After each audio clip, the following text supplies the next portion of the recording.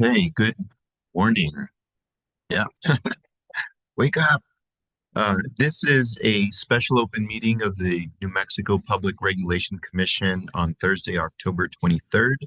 It's 10:30 a.m. and we're here to talk about wildfires and mitigating them. And this is the fourth workshop in our wildfire mitigation series.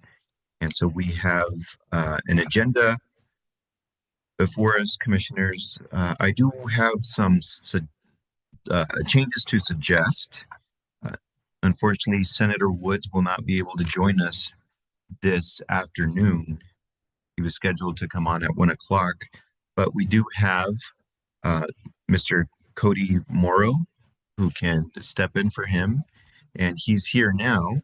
And so my suggestion is to in move that item from 1 o'clock to occur right after our introductions, and then we can move on to the series retrospective that staff is going to provide and move forward from there.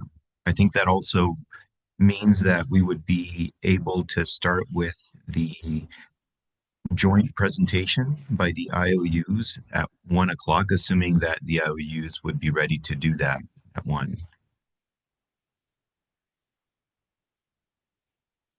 And then we would just continue on with our agenda from there. Oh, and so I guess we could do roll call, which I skipped, and then we can talk about modifying the agenda as I just suggested, and with any other suggestions you might have. So let's do a roll call. Commissioner Nyberg. Commissioner Aguilera. Present. Commissioner O'Connell.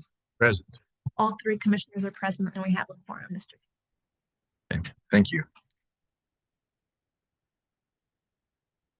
Commissioner, so this is the suggestion that I have. Do you have any other suggested changes to the agenda? No? Okay, then I move to approve the agenda as we just discussed. Okay. Okay, and we'll just do a voice vote. All in favor, say aye. Aye. Okay, and we have none opposed. Well, thank you again for coming to this workshop.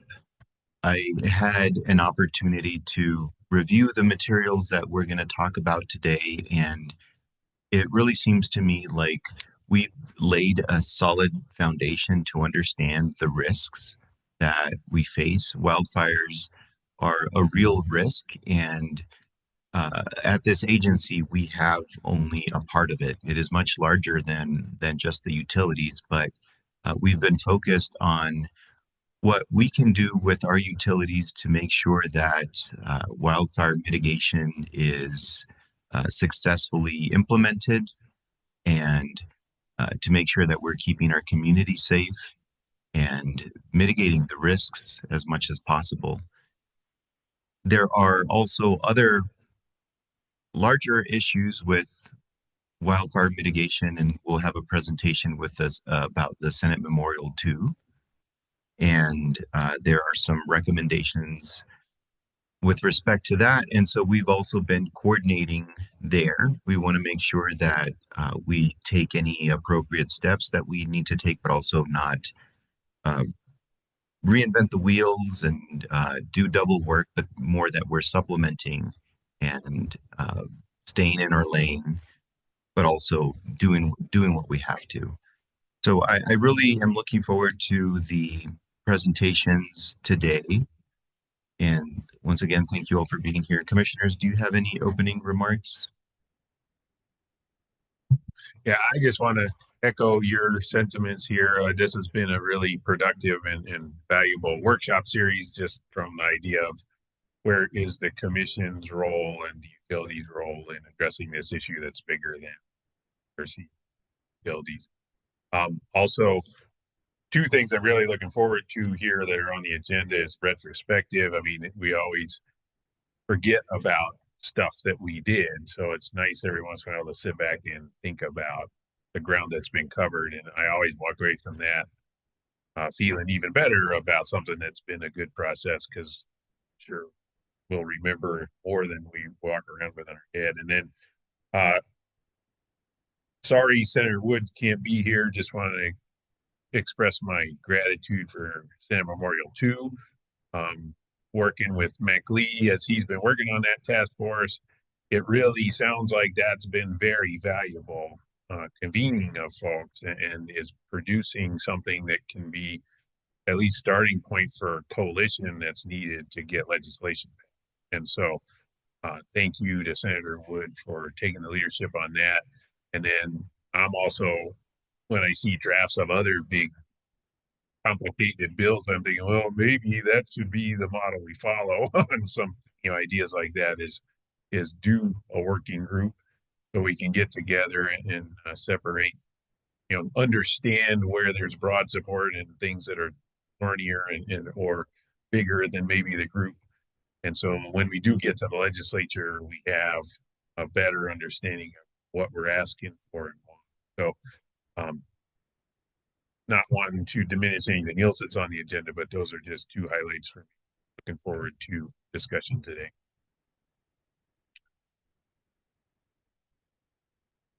Okay, so with that, I would like to welcome Mr. Cody Morrow. So he will provide the legislative perspective update. Thank you for being here.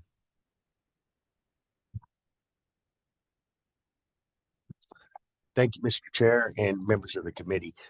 Senator Woods wants to express that he really wanted to be here, just couldn't make it, and he really appreciates the work of this committee and the work group. SM2 has been, very productive, and we feel like there's some really great things that come out of it. One of the things he really wants to express is how do we limit the liability, because the liability trickles down the road, right? If we shut off the power, somebody has a CPAP, where does that liability limit? On the mitigation, he hopes the committee can come to a real strong consensus on how we mitigate. Whether technology, there are several different ways, but we need to use every means necessary to mitigate any kind of wildfire or big event. One of the things that he wanted me to express is his lack in confidence of a fund. When we put funds out there, we feel like that is an open door to litigation. So, one of these wildfires, it can, $100,000 isn't going to cover anything. $1 million might not even affect the outcomes of that, right? So, he wanted me to express that, and he is so happy about this work group because we want to come to a consensus on legislation. One of the things that we've had in the past is co-ops, IOUs, trial attorneys. We could never come to a consensus, and that's why we haven't passed legislation yet. So, we really want strong consensus legislation that can that we can put through and get across the finish line. The last thing he wanted me to express was there are acts of God. Some things are unpreventable, and we will do the best we can, but sometimes, there's nothing in the world that can prevent this. So I appreciate your time. Thank you for letting me represent the senator, and if you have any questions, I'm free to answer. Well, thank you so much for the presentation. I don't think we have any questions up here. You're free to reach me at any time or the senator. So thank you, guys. Yes, same here. Thank you. So next on the agenda, we have the Wildfire Workshop Series retrospective. And so we have Mackley Keyrol, who's a technical advisor to Commissioner O'Connell, and Kathleen Tepe, who is our DOE fellow visiting us right now. One of three, and all future PRC employee. So I'll turn it over to you whenever you're ready.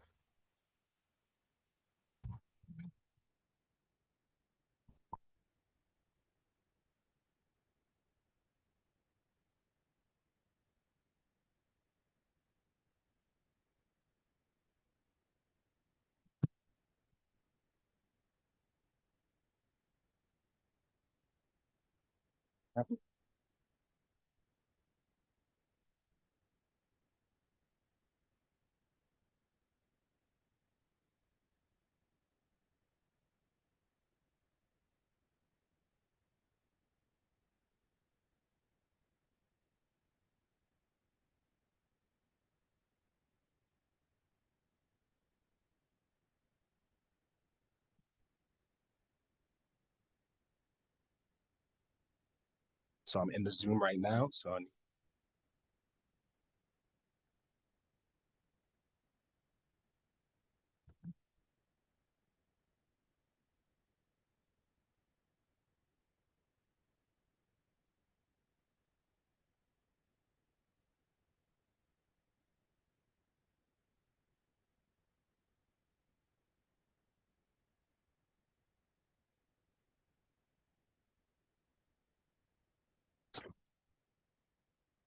okay, thank you, IT.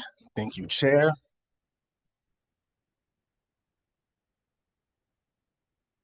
Echo.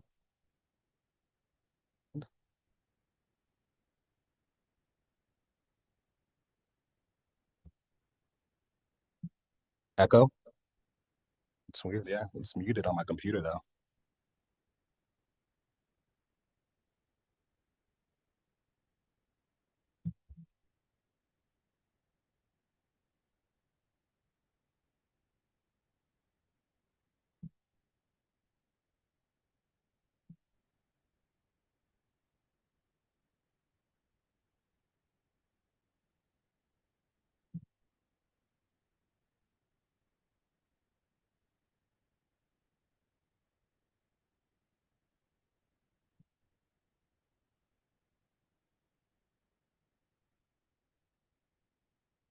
Testing.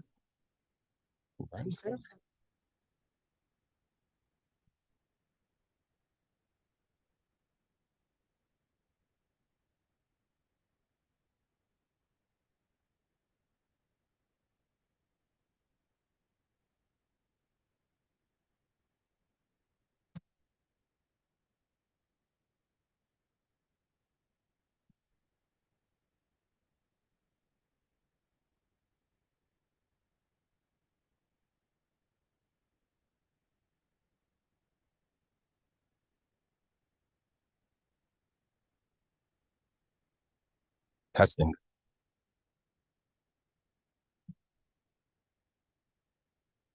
Testing.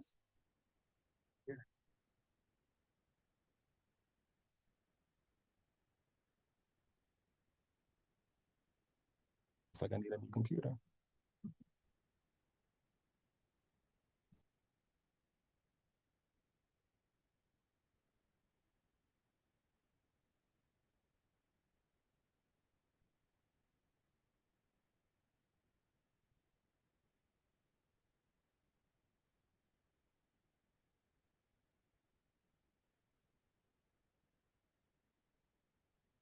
Testing.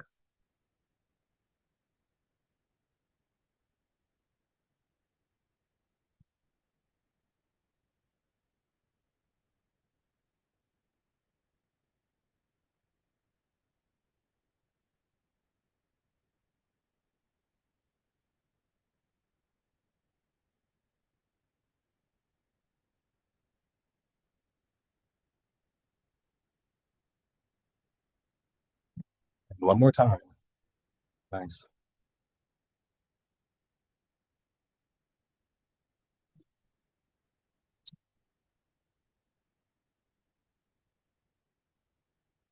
Thank you so much, Phil.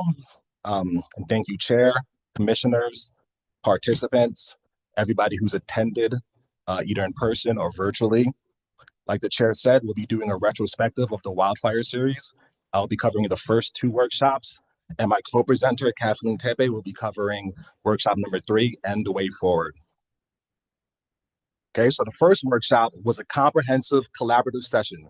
We had everyone from PRC staff, state foresters, U representatives, co-op representatives, city officials, even a tech startup all in one room. The turnout really highlighted how urgent and important wildfire preparedness is for New Mexico. Rightfully so. We've had 5 of the largest wildfires have occurred in New Mexico since 2011. However, I just want to say, according to EMNER's data, less than 10% have been caused by utilities. Just want to say that up front because there's a lot of focus on utilities. So going back to the workshop, we kicked off with a policy review where our staff walked through the new laws and plans like Senate Memorial 2, which will be discussed later in depth. And that set up a wildfire study group to get all the key players working together on a game plan. That set the stage showing that the state is moving toward a more coordinated strategy. Then we heard from some of the front lines. The IOU shared what they're doing on the ground, things like trimming tree lines, updating equipment, and telling us how to use public safety power shutoffs during extreme fire-related events. We had Les Montoya from Morris San Miguel Electric Cooperative give a sobering account of the Hermit's Peak fire's aftermath and what it had on his community. And that really drove home why these efforts matter. Even the city of Santa Fe chimed in about community preparedness. So we got a full 360-degree view. We also peeked into the future of wildfire mitigation with a tech demo from Firescape AI, and they showed us how artificial intelligence can help spot fires early and guide decisions on cutting power or dispatching crews. It was exciting for everyone to see how innovation might bolster our efforts. So going on to the next slide. So let's talk about the insights and takeaways from workshop 1. You know, if it rhymes, there must be some truth to it. So one big insight was don't wait, mitigate. It became clear that every dollar spent on prevention now pays off later to avoid tragedy and costs. So there should be a strong rush to ramp things up like tree trimmings, fire breaks, and modernizing equipment before the next big fire, not after. Another theme we had was that we're all in this together. There's no single agency or utility that can tackle wildfires alone. It really requires a team effort. We heard calls for tighter coordination between utilities, state agencies, emergency managers, local communities, you name it. In fact, the Wildfire Study Group is a direct result of that thinking. We also talked about responsibility and communication. In essence, this whole series is asking everybody to step up their wildfire safety game. I'm talking about maintenance inspections, shutdown protocols, all of it, because the stakes are that high. And equally important is that the public needs to be looped in. So example, if a utility has to do a public safety power shutoff during high winds, people shouldn't be caught off guard for it. Like right now, not anyone is ready for that kind of outage. So improving public outreach and emergency planning for those scenarios is critical. All in all, if I can say so for myself, I think the first workshop was a success because it allowed us to recognize that bigger picture support is needed. And this might look like thinking about new rules or standards to help guide this effort. And this is an ongoing journey, which will help me segue to workshop 2. So our July workshop zeroed in on planning ahead. If the first workshop was about here's what we're doing during or after a fire, this one was about getting in front of wildfires. We talked about risk, insurance, cool new technology. And the idea is to understand how we can reduce the chances of big fires and soften the blow when and / if they happen. So for that workshop, we started with an update from the state side when EMNER filled us in on our going wildfire, Senate Memorial 2 wildfire group, which they'll be presenting after us. And then we moved into the technology area. Our technology spotlight covered 2 companies that time. One was Pano AI, a company with AI-driven cameras that can actually detect smoke and fire when it starts in real time. And then one was Techno Silva, a company with fire modeling behavior as part of their software. We got to see how utilities might use this. So just step back for a moment. Imagine getting an alert the minute a fire ignites or having a computer model predict where the fire will spread based on the weather and how dry things are. It was a glimpse of the future, and it's something that I hope that we continue to discuss when we have a conversation of how this can be deployed in our state. So then after the TED Talks, we zoomed out and we had the big picture of risk management. We had Melissa Semser, a Californian climate, wildfire, and energy consultant, share ways to measure and manage wildfire risk on the utility side. It's about asking these questions, basically. How do we figure out where our most vulnerable population is? And how do we put the resources there first? Also, from the regulator side, how do we factor in wildfire risk into our oversight?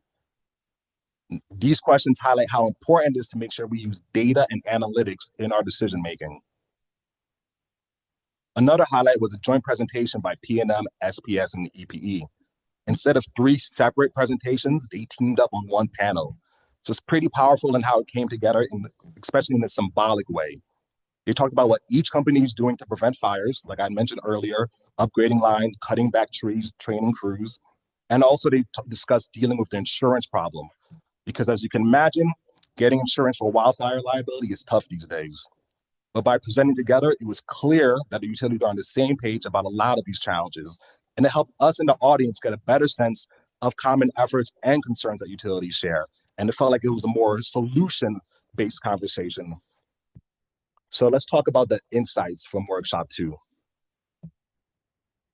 As far as insights and takeaways from workshop 2 concerned, I think a key takeaway had to do with the technology that's coming into the picture. Like, we can't just plug it in and forget about it. We learned that these AI fire detection cameras can really boost early warning, but they only can achieve that promise if people and the processes and the law adapt with them. So one insight is that we need to invest in training and coordination alongside any new tech, whatever comes along. It's about bringing the future to us, so to speak. So it's like you get the high-tech software plus the boots on the ground know-how. Then we also talked about the financial side of wildfire risk. That really came to the forefront. It's almost a paradox. We have utilities, they need to spend money on mitigation and insurance to reduce wildfire risk, but these wildfires themselves jeopardize their finances. We heard concerns that, like, if a truly big enough fire hits, it bankrupts the biggest utility. We've seen that happen in California. That got us talking about bigger solutions. Maybe the legislature needs to step in with something like a state wildfire fund or liability limits. I know both those terms can be tricky. But the big point here is that we're all sharing the risk together, one way or another, whether it's through rates, through taxes, or insurance. We have to find a fair, sustainable way to handle these costs. Another insight was the need for consistent standards.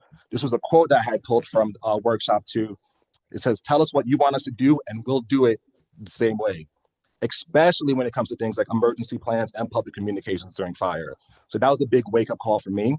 But it helps them, it sheds light on the fact that if the commission helps lay down some rules, it wouldn't matter where you are in the state.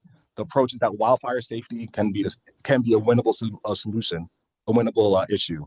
It's win-win, right? It makes life easier for utilities and clearer for the public. But the big picture from the second workshop is that it reinforced that this work is ongoing. We can't solve this in one day, which is why we're here now. But we identified the next piece that we need to work on, which helps me segue to my co-presenter, Kathleen Tepe. So workshop 3 really continued the conversation of getting ahead of fires by focusing on mitigation strategies. We learned a lot about that this is not an area without solutions. There are a multitude of mitigation strategies and tools available to stakeholders that they can employ to best meet their needs and reduce their risk. We started off the day with a collaborative presentation between all 3 IOUs and also hearing from our rural co-ops. This also really highlighted that depending on each utility's geography and service area, mitigation strategies are going to differ and need to be adaptable.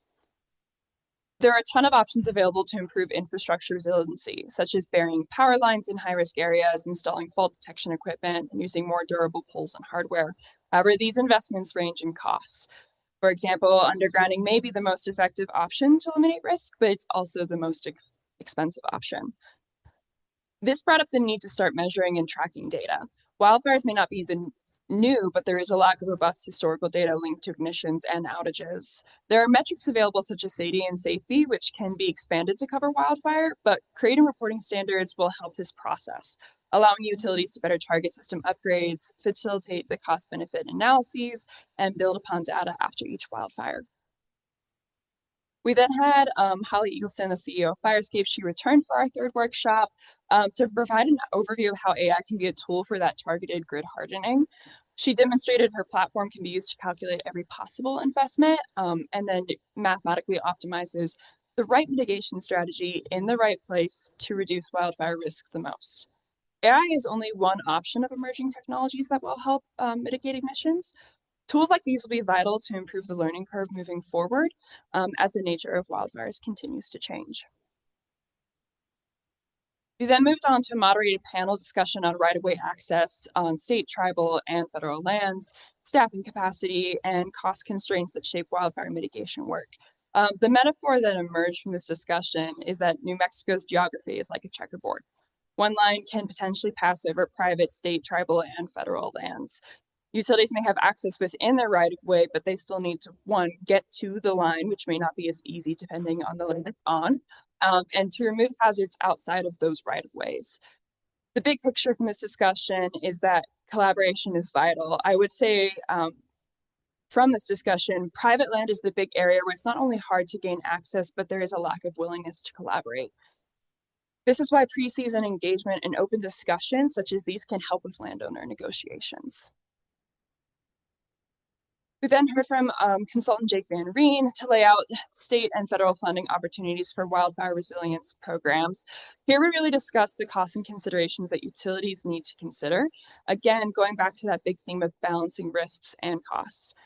Regulatory assets or balancing accounts provide for a flexible and quick avenue of cost recovery. However, they also do not guarantee recovery as they need to be prudent.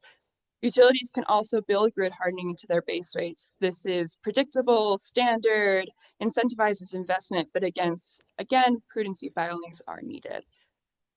Finally, there are federal and state grants, such as the Community Wildfire Defense Grants from USDA Forest Service, or the Grid Resilience and Innovation Partnerships Grant from the U.S. Department of Energy. These are great options to reduce customer burden, but are limited and competitive to be granted, especially as wildfire continues to be a big issue. Moving on to our key insights and takeaways from Workshop 3. Of course, the biggest thing is system hardening is costly. Improving modeling to identify high-risk infrastructure and hazardous vegetation enables more efficient, cost-effective mitigation. Balancing risk and costs will always be the biggest thing. We know there needs to be investments into the grid, but ensuring that investments are smart, targeted, and balance the burden on utilities and ratepayers without overdoing it. There's also a need for regional flexibility. It's essential for utilities that vary in territory and infrastructure to require adaptable reporting standards. This may seem contradictory, but this is also why we're here in a way. Wildfires have changed drastically in recent years and technology continues to improve. Next steps need to balance the need for setting standards and the ability to adapt after each season. Vegetation management remains critical, but securing clearances beyond rights-of-way is often slow, costly, or denied. This is not necessarily within the purview of the PRC, but trying to encourage that as permits are being renewed, it's important that these issues that we were discussing in that panel are considered and factored into renewals. The PRC has the tools and purview to allow for recovery of prudently incurred costs. We already have the ongoing grid modernization rule, which has sections to consider grid modernization that mitigates wildfire ignitions, even without a formal rulemaking. That's a great signal for utilities to prioritize these investments. We've also had the curtailment of service plans rule or public safety power shutoffs, and emergency protocols like these, again, are starting to set those standards and reduce ignitions.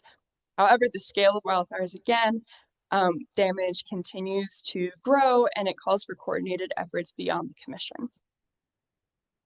I also want to note the caveat that costs that once have been considered stable are becoming unstable, such as insurance and liability. Alrighty, moving on to what are potential next steps and a wrap up. We can continue accepting wildfire mitigation plans from utilities until there is a formal rulemaking or legislation is passed. Back to the theme of setting standards and learning. Even without a formal rule, this will allow the PRC and utilities to learn best practices. We can continue encouraging grid modernization investments that strengthen infrastructure resilience. Ultimately, any investment in infrastructure is important. We can also begin the rulemaking process for wildfire mitigation plans at the PRC. This is an option where one format for this is creating a working group of interested stakeholders to help create that first draft to make sure that all areas are being covered. This goes into that final point of we need to really continue collaborating with diverse stakeholders to leverage broad expertise and balance the many facets of the public interest. Wildfire, again, goes so beyond the PRC and making sure that we are doing best practices. Overall, the increasing risk of wildfires is an issue where solutions exceed the jurisdiction of the PRC. Remember, less than 10% of wildfires are due to utility ignitions. However, there are still plenty of proactive measures available to us to work with IOUs and co-ops to significantly reduce the chance of ignitions, build more resilient infrastructure, and serve the public interest. Thank you, and we are ready for questions.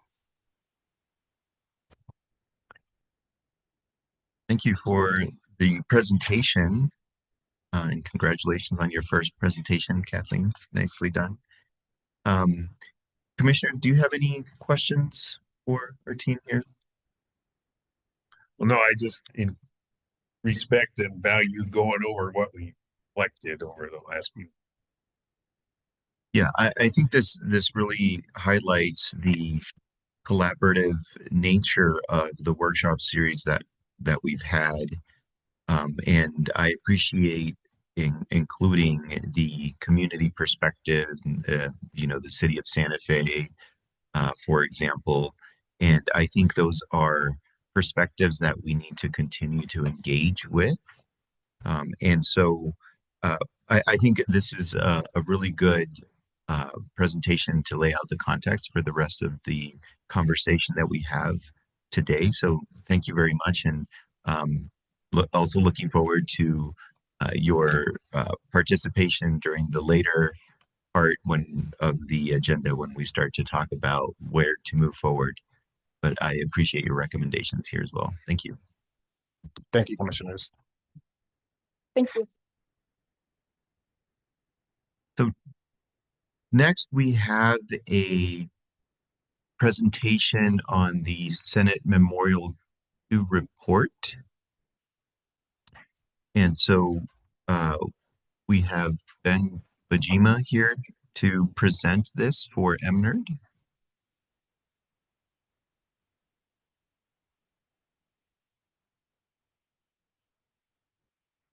I'll turn it over to you whenever you are ready.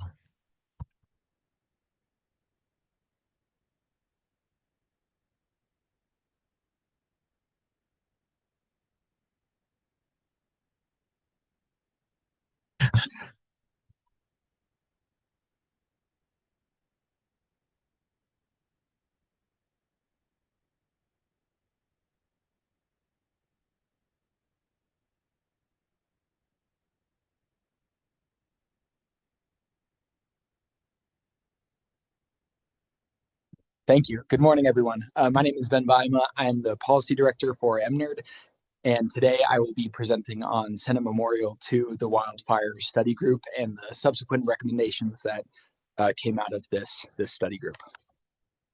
Going to the next slide, please.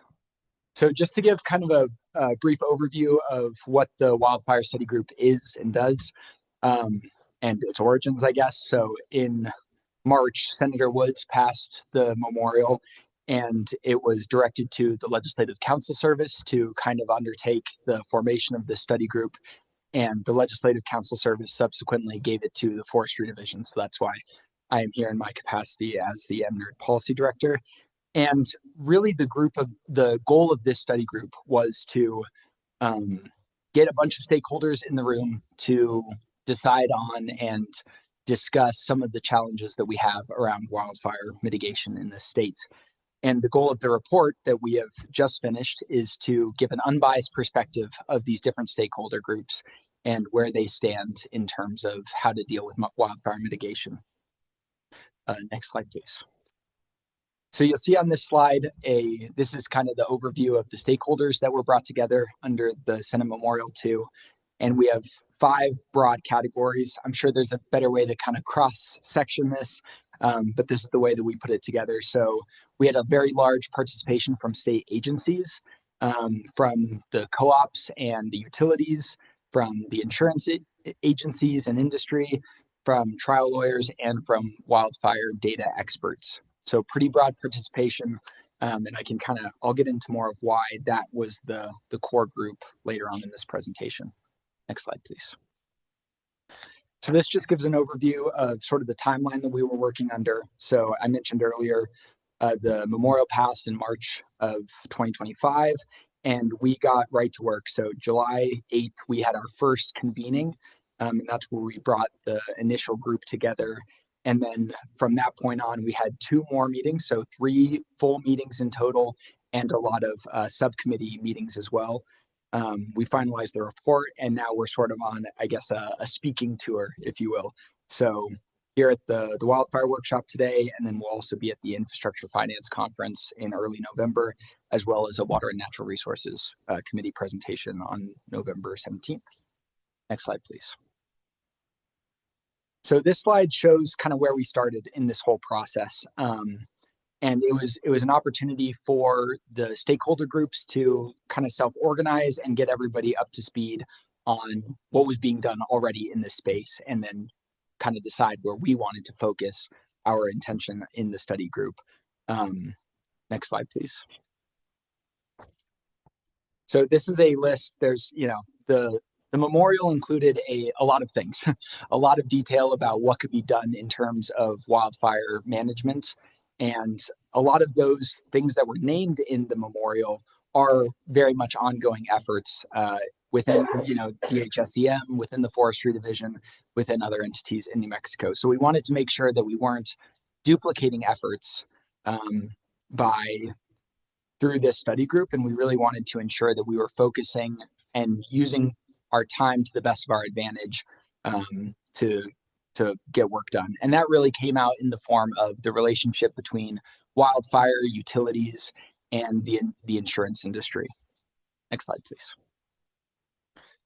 So I mentioned in the first meeting that we had, it was really an opportunity to organize and set our intention for the study group.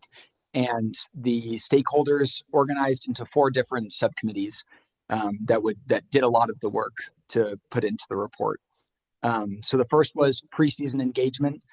This was a study group that focused in on what we could do to better prepare for wildfire and bring in a larger group of stakeholders, as well as sort of like post-season post-mortems, if you will. The second study group, or the second subcommittee, was the data governance and sharing. As I'm sure we're all aware, there's a lot of data needs that could really, I guess, make the wildfire fighting easier for the people on the ground. The third was grid modernization, which obviously focused on hardening the grid. And the fourth was liability and negligence, which was definitely the study group that had the most disagreement. We found consensus in the other groups pretty easily, but there was a lot of disagreement within the liability and negligence subcommittee. Next slide, please. So the rest of this presentation is divided into 2 sections. The first is areas of consensus, where a large number of the stakeholder groups agreed on policy recommendations or places to take wildfire mitigation. And then the second half, or the back half, will be sort of the areas where there was disagreement between different stakeholder groups. And again, I just really want to emphasize that the point of this report was to take the perspectives of these different stakeholder groups and present them to the legislature. So we weren't trying to, as MNRD, as the Forestry Division and the other state agencies, not trying to take sides and argue for or against different recommendations, but just present them in the whole light, I suppose. Yeah, so this is a list. It's pretty comprehensive. And next slide, please. We'll start going through these consensus recommendations. So the first recommendation is from the first subcommittee, and it's regarding stakeholder engagement, pre-season engagement. And it's really, this doesn't require any sort of legislative support. It can really be done between the Forestry Division of MNRD and the Department of Homeland Security and Emergency Management. And it's an opportunity to bring a broader group of stakeholders together before fire season happens. So right now, there's a lot of regional working groups that that meet preseason to determine, action plans and all that sort of stuff. But there is a lack of sort of a unified cohort that can be brought together to discuss these, collaborative efforts within preseason engagements. And it also gives a really good opportunity for these different stakeholder groups to build relationships with each other and build capacity and networks so that when there is an emergency, we have communication lines already created. So this was very broadly supported throughout all the stakeholder groups. Next slide, please. Moving into the second subcommittee, the data subcommittee. So data governance subcommittee. A bunch of great recommendations that had a lot of consensus across the different stakeholder groups. The first recommendation to come out of this subcommittee is the categorization of data needs across fire phases. So that means before a fire, during a fire, and after a fire, especially when it comes to, as you'll see in the list here, a lot of utility data. This is really important because it enhances emergency response, this sort of operational data collection, and it was something that was very well supported through the subcommittee and the larger stakeholder group. This isn't necessarily a legislative need, but I think that the group agreed that there would need to be additional funding to support this effort. So that could be a legislative ask. Next slide, please. So moving on to, this is still very much within the realm of data. Recommendation 2.2 is all about sort of the governance. So the ownership, the access, and the disclosure of potentially sensitive information. And this would be a legislative ask that would direct DHSEM and potentially the PRC as well to define this ownership and who should have access to these, especially utility level data. We don't want to obviously create security weaknesses anywhere, but we definitely want to enhance the ability of our emergency response to fight these fires. Next slide, please. So now we're moving into the recommendations from the third subcommittee. This is grid modernization, the grid modernization subcommittee. This first recommendation is sort of building off of, I'm sure you're all familiar with House Bill 93 from this past long session. And the group felt pretty strongly that they wanted to explicitly include wildfire and extreme weather resilience as part of our grid modernization policy. And we really wanted to ensure that there was, the group wanted to ensure that there was alignment between the utility planning process and also the emergency management side of things. Next slide, please. Another recommendation from the wildfire or from the grid modernization study group was to enhance wildfire mitigation through a number of different avenues. And this would direct the legislature to direct potentially the PRC, the forestry division, to establish really clear protocols for PSPSs, so public safety power shutoffs, and protective equipment and device setting. So protocols for utilities when an emergency takes place for the operation of these sort of standards.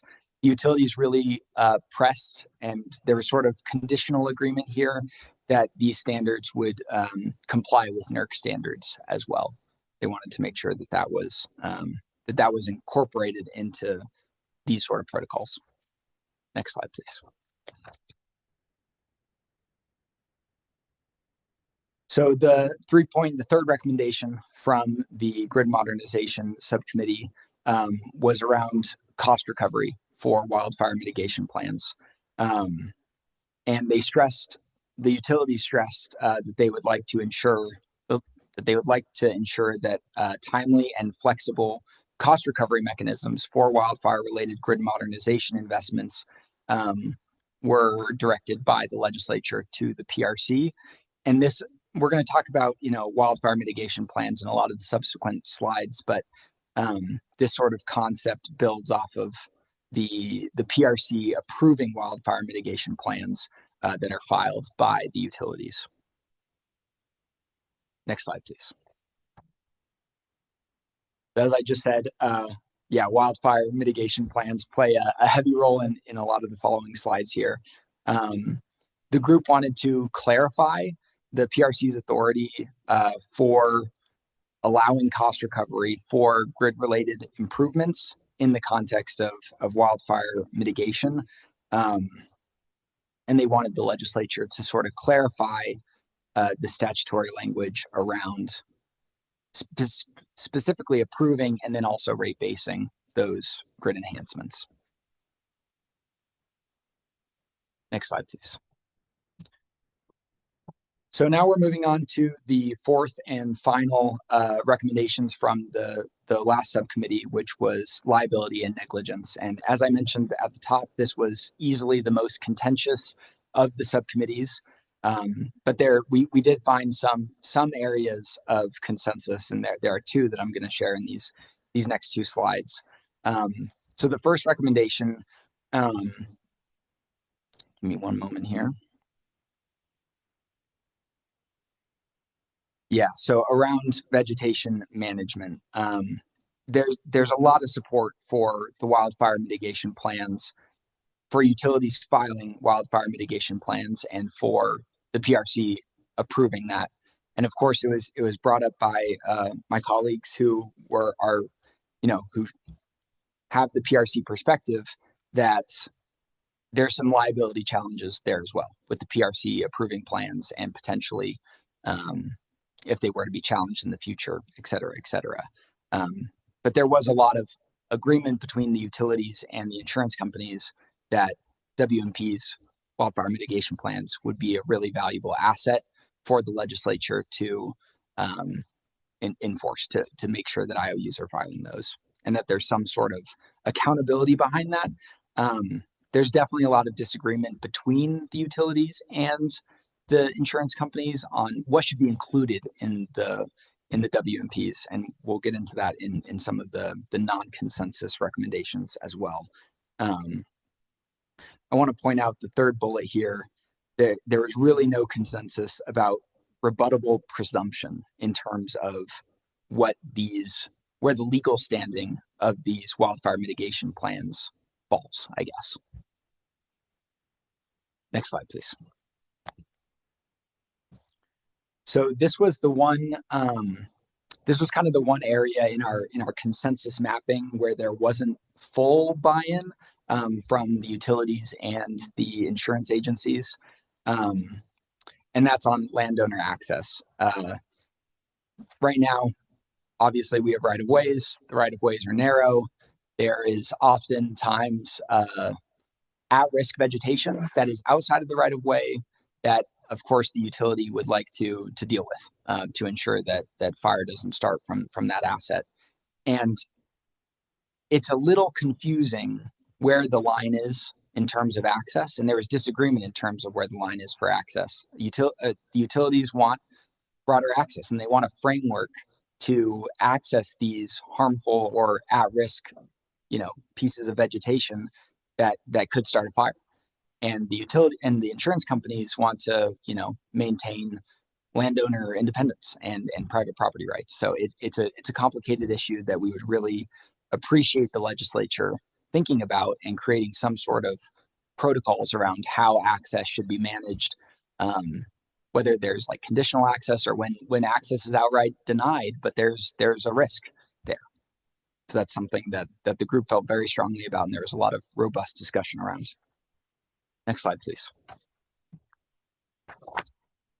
So now we're moving on to the back half of this presentation, and this is the areas where there was disagreement between the stakeholder groups, all related to liability and negligence. And I'm sure you can all imagine the utilities and the insurance agencies and the trial attorneys, they all have very different perspectives on where liability should fall.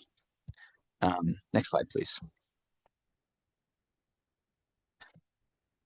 So let me phrase it this way. We want the legislature to consider these things we want them to consider the different, I guess, opinions and perspectives of these different stakeholder groups.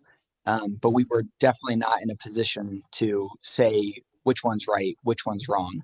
We just really wanted to put forward the options, I guess, for consideration so that the legislature can make the most informed decision possible as it directs the PRC, as it directs, the forestry division, et cetera. So this recommendation, mandatory mitigation practices and wildfire planning to provide liability protection. The group wanted a procedural legal shield that ties to the PRC approval of mitigation plans. So if the PRC is going to approve these wildfire mitigation plans, there needs to be something very concretely, because I know that the utilities optionally present these wildfire mitigation plans, but there's no formal approval process. There's no liability associated with it whatsoever. And so the group really wanted some legislative clarity on how that operation could take place, I suppose. And as you'll see under the key consideration section, this is where the disagreement is. So, of course, for let me see here. Yeah, I mentioned this earlier. The liability for the PRC, if the PRC is responsible for approving these wildfire mitigation plans, and potentially later on down the road, they're legally tried in court, that could be an issue for the PRC. And so we want to make sure that these plans work for everybody. But it's a complicated thing that the legislature should really consider looking at. Next slide, please. This was an interesting recommendation. So the legal standards for different utility classifications, we had both the rural cooperatives and the larger IOUs present in these discussions, and they operate really differently, and they feel like they should be subject to a different set of rules because of how they are financially solvent, basically. IOUs are already able to petition the PRC for rate recovery for wildfire related upgrades, for grid upgrades. But the co-ops are, in a different position. They have less of a rate base. They're working in different geographies. And so they wanted to make sure that there were sort of different legal standards for different classes of utilities, if that makes sense. Next slide, please. This is really, I guess, the meat of the liability and negligence subcommittee, just establishing liability standards. We want the group wanted the legislature to consider revising or looking at the liability standards for wildfire in the state of New Mexico at present. Some of the stakeholders really like the negligence-based standards. Others think that stricter liability is better for victims when there is a wildfire. I mean, it's just totally opposing positions that the legislature. We would like to recommend that the legislature really take a look at this, because the current standards are not working for these stakeholder groups, but they have really different perspectives in how to accomplish these liability standards and what the rules should be. So there was no consensus on these topics, but it's really kind of the core of the relationship between wildfire utilities and the insurance industry. Next slide, please. This was an idea that was brought up, and a lot of different perspectives on it, but a potential liability cap for utilities when there is a wildfire, when damages need to be paid. Should all of that cost be passed on to the ratepayer, or should there be some cap on what the utilities should be obligated to pay out, and for which categories of things? That's something that we would really appreciate if the legislature looked into as an option. I mean, there's a lot of what damages should be subject to limitation from the utility. Should it none of it be subject to limitation? Should the utility pay for everything when there's damages? That is not clear in our current regulatory framework, and it's something we would appreciate the legislature taking a look at. Next slide, please. This was another recommendation regarding potential funding for how we can deal with, the financing of after a disaster or after a major fire. It was suggested that the legislature should look at a state wildfire compensation fund that is paid into potentially by utilities, potentially by insurance agencies, potentially by some other form of fund. But it's a backstop for both the insurance carriers and for the utilities as well. And it helps ratepayers. Okay, last slide. Thank you for bearing with me through all these recommendations. They're dense. So just some closing thoughts and next steps. And this is really directed towards the legislature. So I apologize if I'm hitting quite the right audience right here. But the study group really wants the legislature to spend their time focusing on the areas of consensus. There's a lot of great work to do that both the utilities and the insurance companies can agree on. And we want that to be the main focus because we had a lot of discussion. The areas of disagreement, the area of disagreement is wide. There's a big gap there that may not be solved in one legislative cycle, 2, 3, whatever. So we really wanted the focus to be on the areas of consensus. We also really saw the effectiveness of this memorial working group style. I think this is from my experience, one of the first times this has been tried and been really successful. And for future contentious issues like this, getting all these stakeholders into a room and writing an unbiased report, just reporting what they said and what their opinions are, was really effective. And we hope that the legislature can take this same model and use it for future areas where there's a lot of contention. And then the last thing is, God, how many recommendations did we just go over? Like 15. There's a lot of recommendations, and we don't want it to be viewed as just a single package of like, this is going to solve wildfire problems in our state. This is a starting point. Some work well together. Some need to be distinct and separate. And so we don't want this report and these recommendations to be viewed as a single package of all recommendations, that they should be viewed as distinct. And with that, I would love to take some questions from you all. Thank you. Thank you for the detailed presentation here. I certainly have some thoughts on these recommendations, and I think as I'm listening to this, I'm hearing some things that, from my perspective, are within the PRC's purview and authority, and then some that I would not touch with a 10-foot pole, but really that are more appropriate for the legislature to take care of. So, when we start talking about liability, for example, or cost caps, that's really the legislature and courts who then figure that out, and not us, in my opinion. And so, but then when we talk about things like the PSPS, those are things that I think are within our purview, and how much notice do they need to give customers? Because then we're talking about the energy that is being transmitted or is not being transmitted over the distribution system and the grid.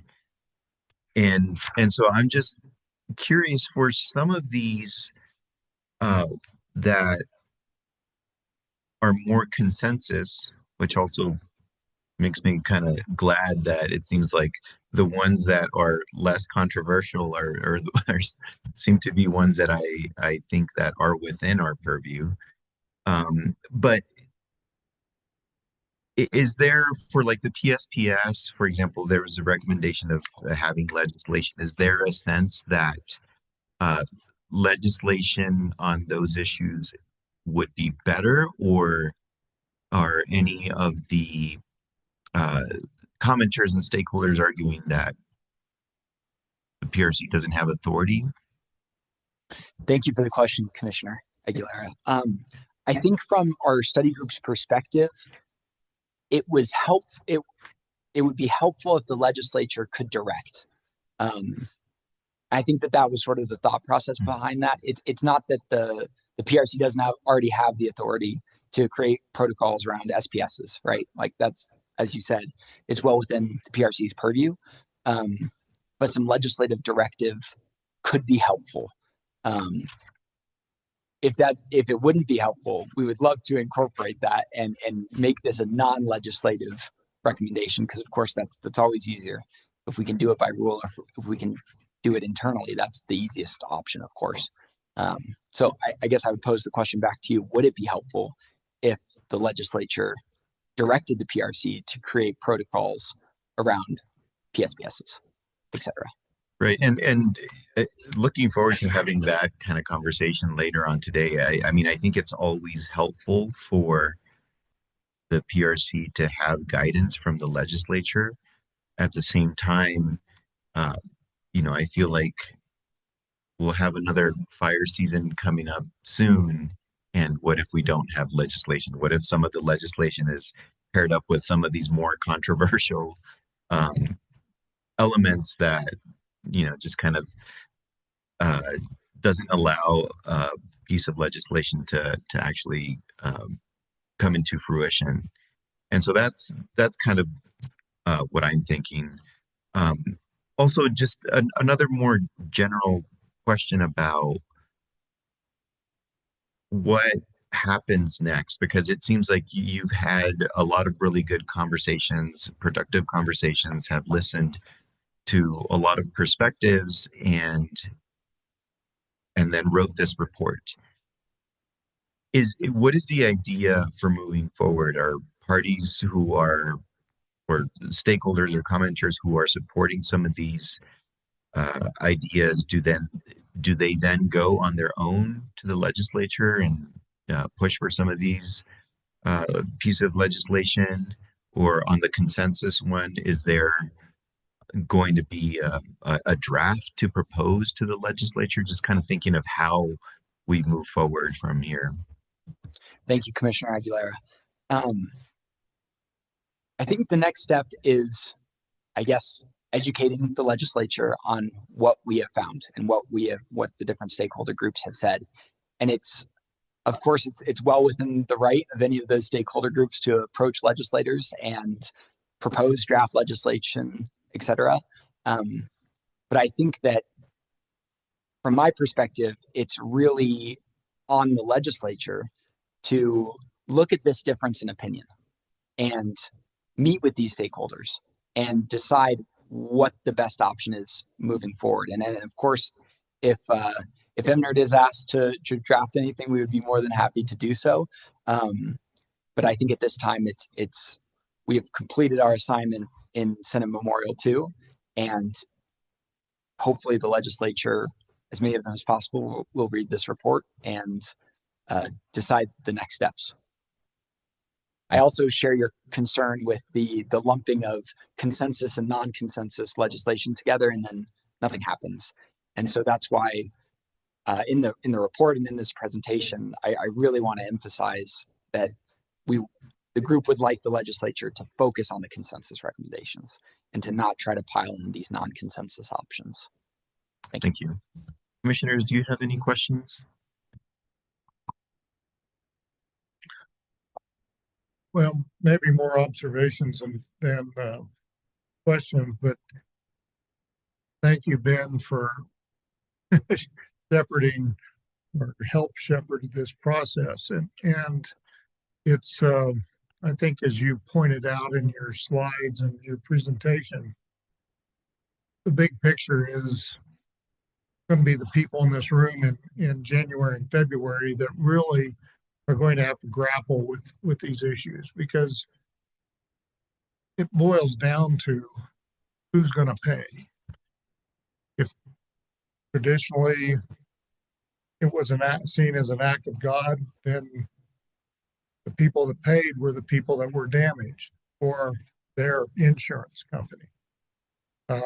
It moved to, let's find out how the fire started, and then all of a sudden utilities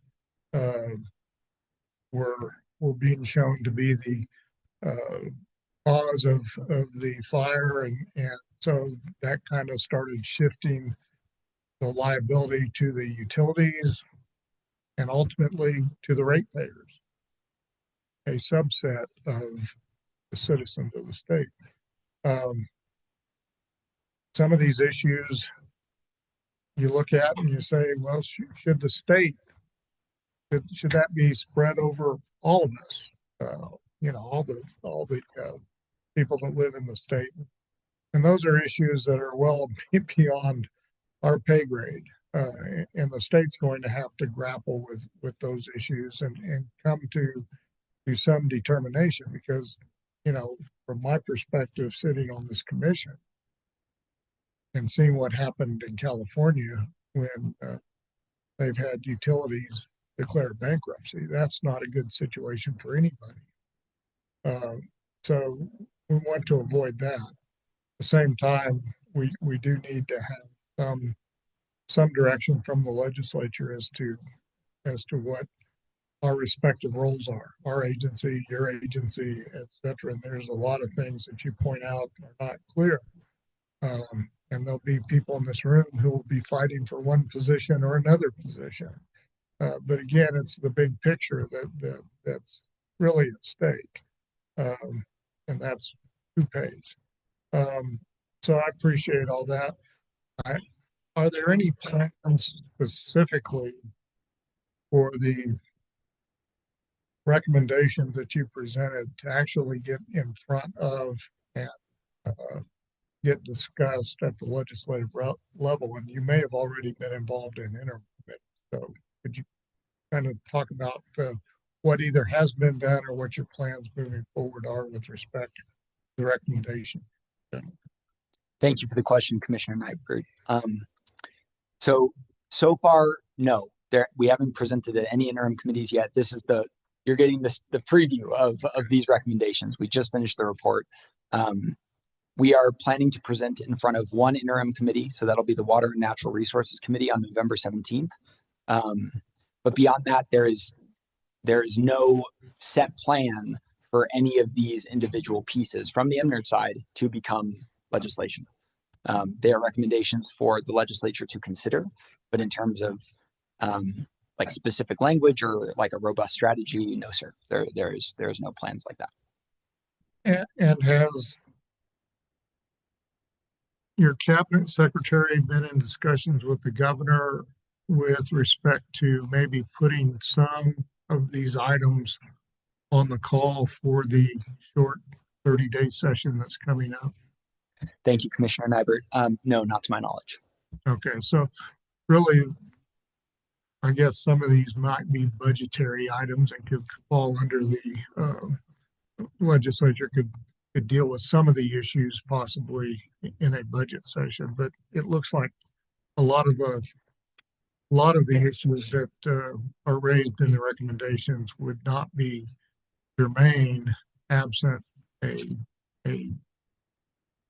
note from the governor saying that she'd like it considered. So that may be one initial hurdle that would have to be overcome, and you all would have to discuss that with Secretary Kinderdine, whether she wishes to advance some of these other ideas. But you mentioned, or somebody mentioned, fire season coming upon us, and legislation. Even if legislation gets passed in February, unless there's an emergency clause, it won't go into effect until later in the year after fire season. So, the issues we raise are important issues. They're issues that face our communities, face our citizens, and need to be dealt with. But I would just, my observation would be that based on the recommendations and the breadth of the recommendations, it's probably going to be several sessions of the legislature. It's not going to just be done in one big bill. It'll be done probably piecemeal and probably over maybe even a decade or so of time. And we have to be in this for the long haul, not just for a short term thing, because it's going to continue to be something that we have to grapple with. You know, I think every utility commission in the United States, certainly in the Western United States, without exception, are grappling with these very issues in their states. And every program we go to, there's always something on wildfire. So it's not unique to New Mexico. It's not unique to the Southwest. It's in fact, it's not even going to be unique to the Western United States. It's going to be something that even I think one of the commissioners of Massachusetts said they're going to have to deal with some of these issues. So it's something that that is on everybody's radar, and we're going to have to I guess put our best foots forward and try to make sure that there's good legislation that comes out of it. Not everybody's going to agree with the legislation, but we're going to have some framework to build what the legislature determines is important for the citizens of New Mexico. I think your agency and certainly our commission is standing by, ready, willing, and able to try to implement those laws as they get passed however we can. So I appreciate the work that you and your committee has done, and appreciate all the recommendations you've provided. I guess I wish there was a little more clarity on some of the things that they didn't find consensus on, but that's part of the process. The legislature will have to deal with those, I suspect. Thank you.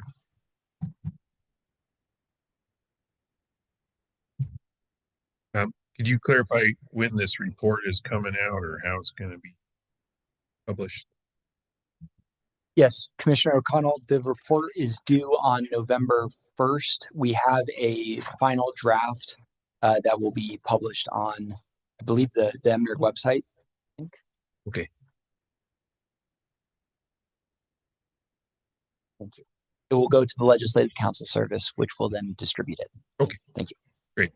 Well, if I can micromanage how you write the report, recommendation 4.1, where you're talking about there's discussion around rebuttable presumption. I can just give you my one commissioner point of view on that, and that is never should utilities be relieved of the need to justify their cost and when they're implementing programs that they shouldn't pay attention to.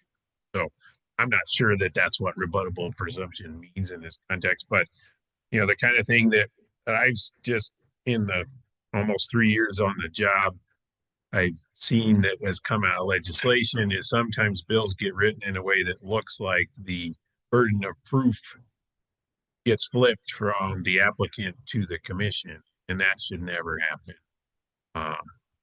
And as important as this is, it's just how the system works, right? They have a job to do. It's our job to regulate rates. Don't give them free pots of money, right? Unless you don't care what customer bills are, which you do. So, you know, so that was just kind of something to think about while we're going forward. And there's different ways to handle that. You know, we had a really good conversation in the distribution system planning rulemaking, where there are two concepts. There's cost benefit analysis and least cost best fit. So cost benefit is a great thing when we're at this moment where we're trying to figure out, should we do it? And broadly in this world of should we do it, you know, we talked about undergrounding is very good, but super expensive, right? So those are the kind of things that you can make choices on when you're doing cost benefit analysis. And then once you've chosen the lane, then it's okay, while you're doing this least cost best fit, and all the way up until the day that we're setting rates, show me that you paid attention to cost. So when we're designing legislation, if we could keep that as a grounding principle, I would appreciate it. So don't know if it's too late to get that included in the report, but those are the kind of things that McLee and I were talking about while he was working through the committee. And there was a couple of times where like, wait a second, that's we're not, it's not our job, it's the utilities job. So don't flip that. And then, Commissioner Nyberg made a great point about if it's a utility cost, who pays is the consumer. That's just doesn't work. So sometimes that's absolutely the right thing that the consumer should fund. Other times it's public interest and maybe it shouldn't be the consumer. So those are the kind of things that I think Commissioner Aguilera was talking about, where it gets some things clearly not us, some things clearly us. The fuzzy part in the middle are those kind of tough choices. And again, 3 years into the job, I've got even more respect for what legislators have to do. And we'll love that the foundation is built for a good conversation on that through this working group.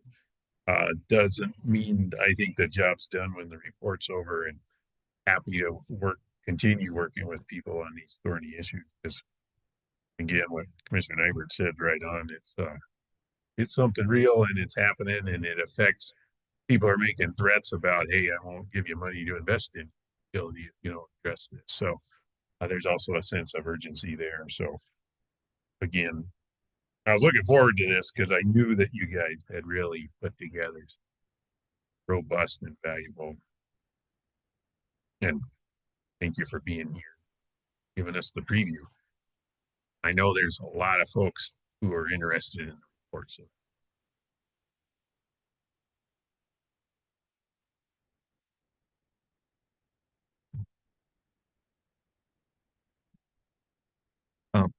So, well, thank you. I think, we're happy to be the guinea pigs of this presentation. And there is really good information, and, appreciate the balanced perspective that you're providing here, really, just compiling these ideas, and then the work to achieve consensus on some of these elements is invaluable. And so I think that is definitely worth it. And it seems like, some of these others might have a life or they might not. So really appreciate the work that you guys have done in the presentation here, and I want to recognize State Forester Laura McCarthy, who's here. Thank you also for uh, helping with this. And so I think we have no other questions. So thank you.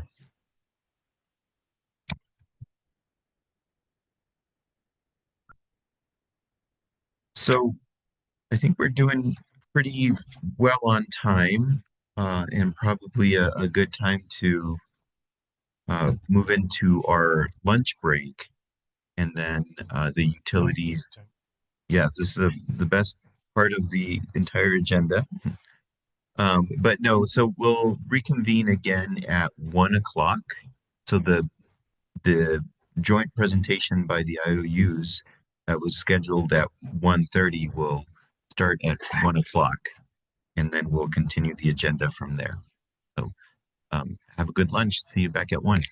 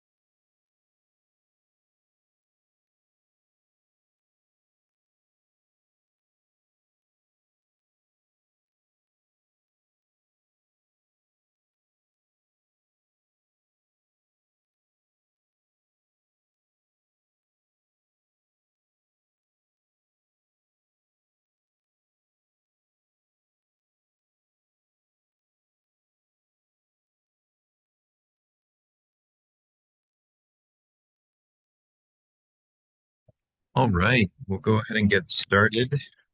It is so want to welcome the three investor-owned utilities up to the table. I think this is our next item on the agenda. Or however you want to do it. I just get the intro part. Okay, I trust that you guys are organized, so I'll turn it over to you. Oh, thank you so much. Kyle Ingham, policy specialist at SPS, coming over from Amarillo. Had the opportunity to speak with you guys at 3 other occasions on this same subject. It's really been a great working group and a great opportunity to get to work with the other utilities, to work with McLee and your staff. We've learned a lot about ourselves, and we've learned a lot about wildfires. I think one of the most important things is what McLee touched on this morning. Utilities are only responsible for about 10% of the wildfires in New Mexico. However, we take that 10% very seriously. And part of our taking that seriously has been the identification of the strategies, the identification of the risk, the identification of the technologies that are out there, and dealing with all of the associated issues. The leaders from 3 different utilities are going to be here today. I can't see the slide deck. Are you on the list of people? Go to the next one. You'll see we have Zoe Lees coming over from SPS. We have Jesse Gonzalez from EPE here today, and then Wes Gray from P&M are here. Also available to you are many of the subject matter experts that you've talked to throughout the last several months. You'll have wildfire experts, you have vegetation management experts, you have insurance experts, and you have policy experts available to you. We're presenting this in a pretty short format. We're looking at probably only talking about 20 minutes directly to you, and then opening it up for opportunity for question and answer. If you'll move to the next slide. The format we're going to take this time is really addressing 2 questions that came up last time. Whenever we provided our recommendations, one of the questions was, is this legislative or is this policy? And so I think that was a really useful question, and it facilitated a good discussion amongst the group. As we went through that discussion, a secondary question came about, which is, if you did a large piece of legislation or if you did a large rulemaking, what would be in that? And then the second question that you guys asked was, what would ultimately be in wildfire mitigation plans? And so we have the representatives from the 3 utilities that are going to address those 3 topics for you today. I do also want to say that we're going to skip the recap that was listed on this slide. I think your staff did a fabulous job of that this morning. No need to retread that ground. And then, the other thing that I think is comprehensively important in these discussions is what Paul McGregor introduced. There's a whole bunch of strategies out there, and those strategies really constitute that menu that we've discussed. And having the flexibility to operate within those strategies and select the ones that are applicable to a specific utility is important. So that being said, I'm going to turn it over to people a lot smarter than me.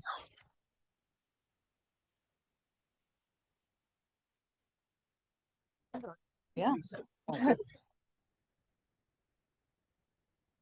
Good afternoon, Chairman, Commissioners. Thank you for having us today. And I just want to reiterate my thanks and appreciation for staff and the other stakeholders who participated in these workshops. As Kyle said, they've been immensely useful, and I hope that for us, and I hope that they've been useful for you as well. I'm going to address that first question that Kyle outlined for you, kind of the chicken and egg question, what comes first, legislation or rulemaking? It is our recommendation at this time, following the Senate Memorial 2 working group, that this commission at least wait through this next legislative session to see if there is wildfire mitigation legislation introduced during this session. There are a few reasons why we make this recommendation. First and foremost is regulatory efficiencies. If you do a rulemaking now and then legislation is passed, you might have to revisit that rulemaking. We understand that the commission and its staff's time is very valuable. So I think you gain efficiencies if you wait to see whether legislation is passed.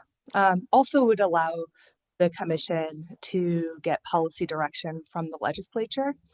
And I can't see if this slide is up there, but If it is, you'll see on one half of the slide, there's examples from other states, but this is consistent with what other state commissions have done in following the legislature's passage of a wildfire mitigation bill with rulemakings. So I do want to address when you do get to the rulemaking stage, how you kind of package this for a rulemaking, and emphasize that utilities, whether you start a rulemaking now or wait until legislation, we are facing these issues today. For example, Southwestern Public Service Company has a wildfire mitigation plan today. It has a public safety power shutoff policy that it has utilized today. And it is also, as you all know, facing increasing insurance costs today.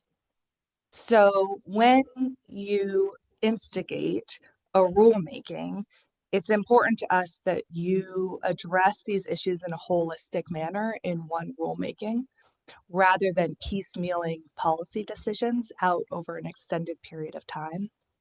This gives utilities and other stakeholders more regulatory certainty as to the policy decisions that the commission is making.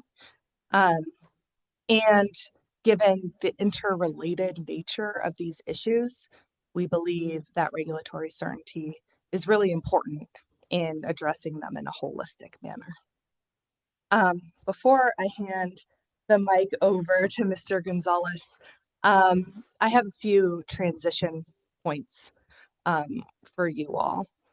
He is going to start talking about components of a wildfire mitigation plan, but at a high level, I want the commission to keep a few things in mind once it starts that rulemaking. Number one, I recommend that the commission allow utilities to continue to make operational decisions for safety and resiliency. Number two, I encourage the commission to approve investments that are cost effective and improve safety and resiliency for customers. And number three, I encourage the commission to ensure timely cost recovery on those investments to allow for swift adaptation of improved technologies. With that, I'll hand it over to Mr. Gonzalez. We are moving through these quickly so that you all have lots of time for questions. I just have one quick one is, do we instigate a rulemaking or initiate a? And that's a really good question. I think it could be either, Commissioner. I would hope it's initiate. My definition of instigate is do something bad. Okay, I will amend my comments to initiate. Good afternoon, Commissioners. So I'll go ahead and take it from here. So just kind of segueing through recommendations, and as Chloe indicated, the utilities position is that we would be seeking comprehensive legislation, and as had been discussed previously, really what we're looking for is more of a cohesive framework to get legislative clarity or guidance. And one of those primary cornerstones is obviously going to be a wildfire mitigation plan. And as indicated on the slide, we have like multiple subcategories of what would constitute a wildfire mitigation plan, but these might serve as basically a baseline of what that plan would entail. Some of the additional contents, as well as we discussed earlier, is a PSPS plan. And as was indicated, I think we'll reiterate this point, is like it is important for a utility to have discretion in determining a PSPS plan. But as indicated on the slide, we do list the various components that we would be looking for, some general guidelines as to what a PSPS plan would entail. Moving along, with respect to cost recovery, this would be a function of approved wildfire mitigation plan. One of the main items is really a cost rider for mitigation investments and implementation. And once again, we're not really trying to the comment or the concern that was voiced earlier. It's not necessarily trying to change the standard in terms of reasonable and prudent investments. I think it's more a function of timing. Once again, as the utility is making these investments, that we kind of have definitive cost recovery measures or protocols in place, or guidance, if you will, just to be able to recuperate those investments as quickly as possible. Some of the other considerations is, once again, with respect to limited liability standard, this would be a function tied to a wildfire mitigation plan standard. And for example, rebuttable presumption of reasonableness, the context of that standard would be more so indicating that wildfire mitigation plan is actually reasonable versus being associated with any cost recovery. Also, some of the other items that we would be looking at in terms of additional tools, and as has been indicated in terms of mitigating costs, would be self-insurance funding authorization and securitization. Once again, these are really just tools or other options available to the utility to mitigate financial distress and also to mitigate cost impacts to customers. Another item that we would be looking to get as part of a comprehensive legislation package would be a New Mexico Energy Fund. And the reason for that would really be to reduce customer impact and also to try to facilitate rapid investments to mitigate any wildfire risk.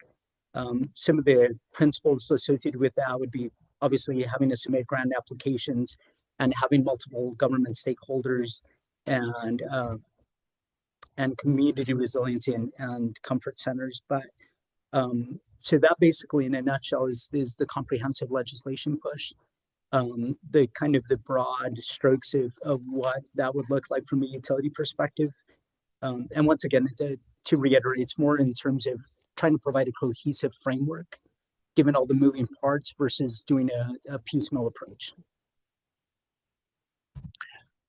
Thank you, Jesse. I have a question. Can you clarify the part about which action the commission would take in response to a wildfire mitigation plan? So we would be submitting to develop the rubric, if you will, for a wildfire mitigation plan. The PRC we would then bring the wildfire mitigation plan. The frequency might be yet to determine, but to get certification that the plan and the metrics and that the plan is being executed correctly. And the PRC or the commission could go on and certify that plan. Okay, thank you. I'll go and hand it over to us. Sorry. Good afternoon, Commissioners. Wes Gray, Vice President of Operations and Engineering for PNM. All three utilities, we had some very vigorous discussions, and this last piece about WMP contents. We, SPS, PNM, we both have wildfire mitigation plans at this point. There's a lot of guidance out there from history, especially on the West Coast for wildfire mitigation plans, but the three utilities went together and kind of put this list together of key components we view should be viewed as best practice in wildfire mitigation plan development. All of it is really based on a concept that there's really 5 kind of pillars that these WMPs sit on. And it's looking at risk assessment of your system and establishing those high fire risk areas. Establishing the areas where the risk is highest for those catastrophic wildfires, where the potential is there, so that you have a starting point of where you need to go. Then it rolls into situational awareness. You need to understand your system. You need to understand the conditions that are out there, fuel moistures, weather. So adding technologies and pieces in that to supplement that situational awareness is great. A lot of us are looking at weather stations. We've had this discussion in previous workshops about wildfire cameras and where the jurisdiction for those should fall. But anything you can do to try to limit, if an ignition does start, to try to limit the spread of that ignition is valuable. And if you're sharing that information with first responders and other agencies, it just helps keeping these fires under control, keep them from being catastrophic. Once you've kind of gone through that, you understand your system, you see your risk, you're situationally aware, you start implementing processes such as enhanced vegetation management, where you're trying to optimize your veg management programs and be as efficient as you can. Take out those higher risk areas so that you limit the risk as best you can. And so you start from those higher risk areas and start working out through your risk areas to try to limit that exposure. I think all of us are engaged in comprehensive asset management and inspection programs where you're going out and you're proactively looking at your physical assets to determine condition and anything that might be a potential ignition cause, and doing what you can to mitigate those proactively. Trying to get out of the reactive maintenance mode, which is traditionally what we're doing with outages, but now we want to be a little more proactive. So in these areas of higher risk, we need to be out there. We need to be pounding the pavement and looking at all of this infrastructure to make sure that you're lowering the risk as much as possible. Then you move into other operational strategies, system hardening, enhanced safety settings, where you're looking at making your system more resilient, hardened, where you're looking to prevent failures, and then putting in enhanced settings where you're trying to limit that exposure and prevent things from if it falls in the line, it clears itself, so that you're lowering that risk as much as you can through normal operation times. And then as a last resort, conditions we've seen have been changing over the last few decades. Weather's changing. We're seeing storms become more severe and longer lasting. And so in those cases, PSPS is going to be an option. It will be an absolute last resort in those really extreme timeframes where nothing else is going to work. And for the safety of the citizens, for the safety of those communities, to try to provide that viability, to just take the ultimate safety step, which is turning off the power, which is not something we really want to do. We don't want to do it very often because we understand those collateral impacts that go with it. We understand the impacts to infrastructure in those communities, in water, wastewater, life, health, safety services. We don't want to impact that. So it takes a lot of stakeholder engagement with our communities, counties, emergency managers to find those spots to try to provide as much resiliency as you can for them.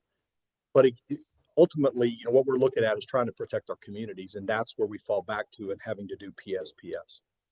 So some of the pieces in an annex to a WMP, PSPS, communication plans of when you're proposing, given ideal conditions of communicating with stakeholders and customers about what's coming, just so that they have a heads up, what you're doing for system resiliency, what you're doing for veg management. But as Paul McGregor from SPS stated earlier, we're all going to have different strategies. We've all got different terrain types, different vegetation types. And so there has to be the ability for utilities to be flexible and use the technology that's going to work best for your in-house systems you have now moving forward, so that you're not complicating things. If you just have cookie cutter, it may not work for all of us. So questions? Well, thank you. And I guess I could just provide my initial reactions. I think some of the things, and sort of kind of going back to the conversation that we had earlier in the morning, some of the considerations here, I think, are definitely appropriate for the legislature to take on. I think that there are some of these elements that the commission can start to work on. And what I'm hearing is that you would rather that we wait until there is more to have some legislation that could provide some guidance, and we can work on a plan in a more comprehensive way. And I think that that's a valid approach. The trouble that I have with that is, if we wait, let's say on PSPS, and then what if we don't get any legislation in the next session, and then we start, we might start a rulemaking and then won't be ready for a few months after that, and then we're into 2027.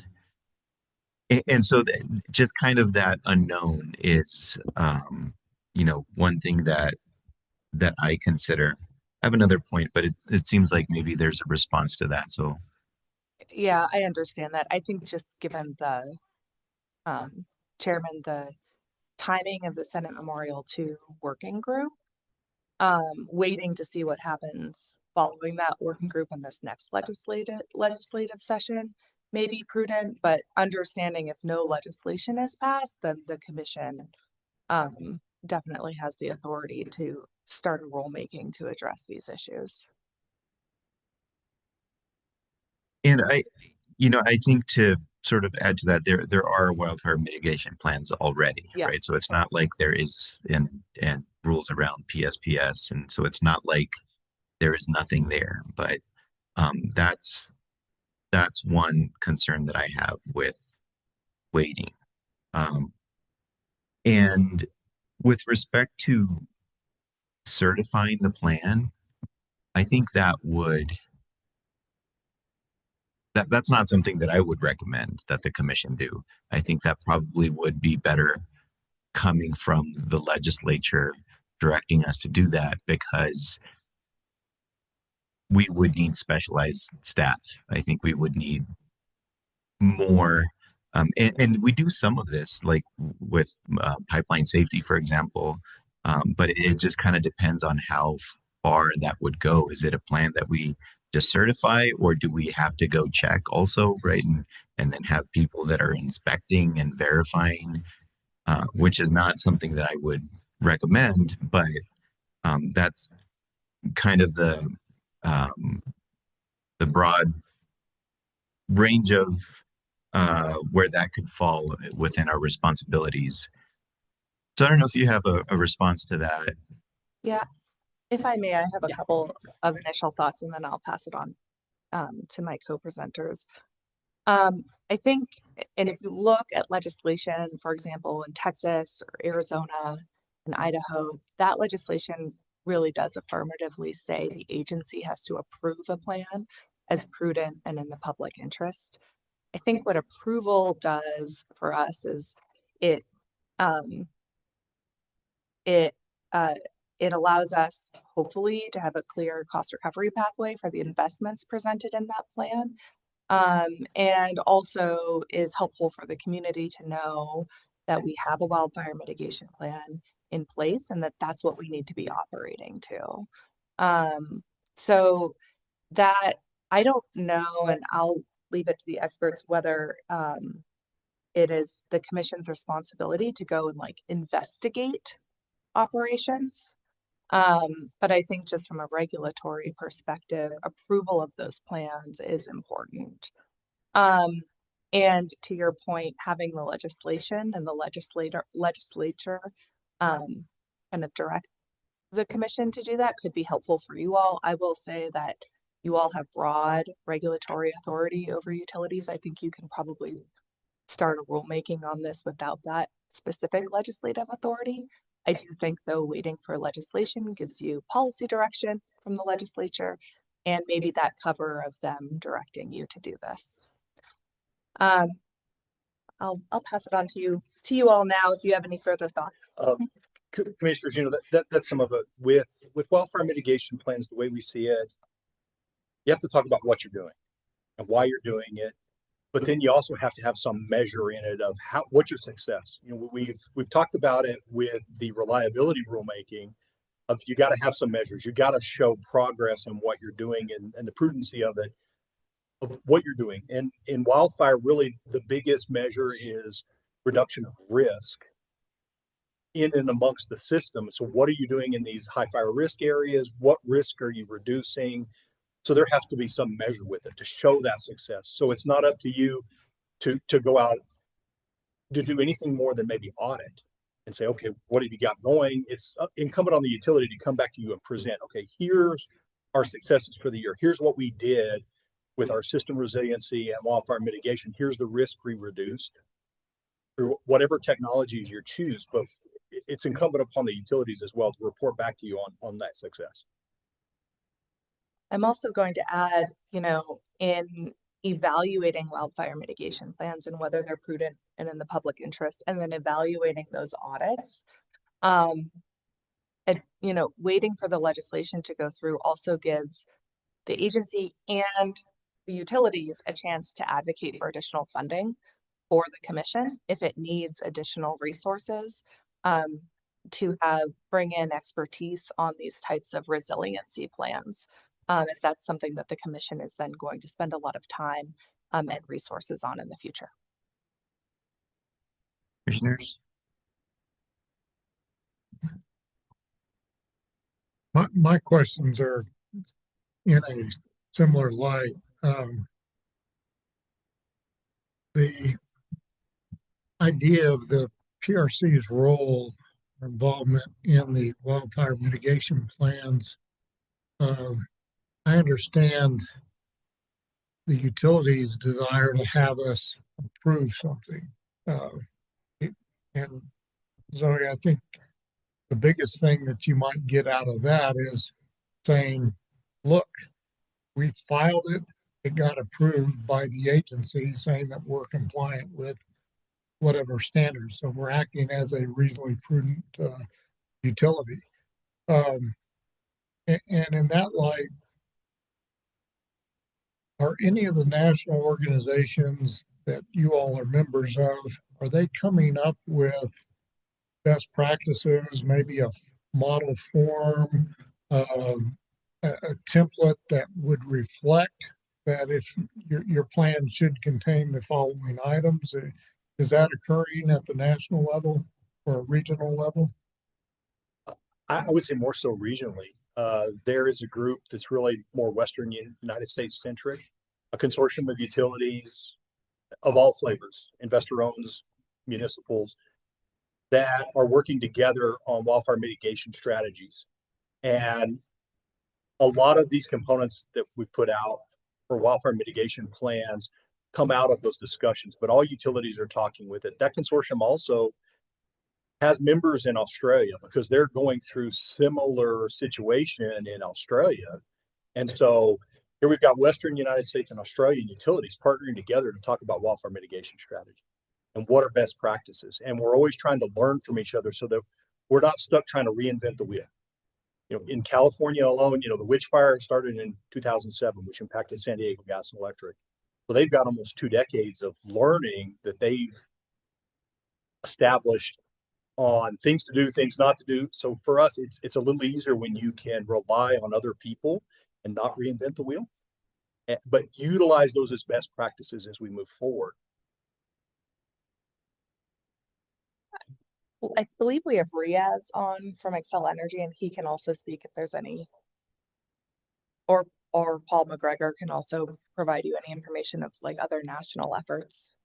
Yeah, Zoe, thanks for the introduction, Riaz Mohan with Excel Energy. I think there are a couple efforts that I would reference for the commissioners. One is NARUC is working on a wildfire handbook for regulators. It's being led by Commissioner Rendell out of Washington. That started back last year at the Anaheim meeting. I think the goal is to complete that by the meeting coming up in Seattle.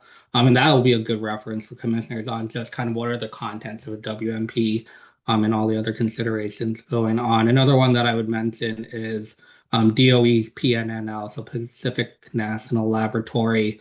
They put together a white paper as well. This was in response to the wildfire executive order to kind of detail what are the leading industry practices. So there is, kind of efforts out there to kind of define what goes into a WMP. Yeah, and thank you for that, Riaz. Paul McGregor here from Excel Energy. And just to supplement something one of my colleagues said there at the table to you guys, there are a number of state, regional, and then multinational activities underway. The International Wildfire Risk Management Consortium, it's run by a third-party consultant, eSource, I believe is their name, and they do have a great collection of collaborative utilities, California, the West Coast, Canada. I believe there's some South American partners in there as well as the Australians, as was discussed. And Australia really does have experience in bushfires going back, 20 odd years. So some great experience there to draw upon. Also, there's a number of initiatives at state level with utilities collaborating, a collaboration agreement between utilities within that particular area.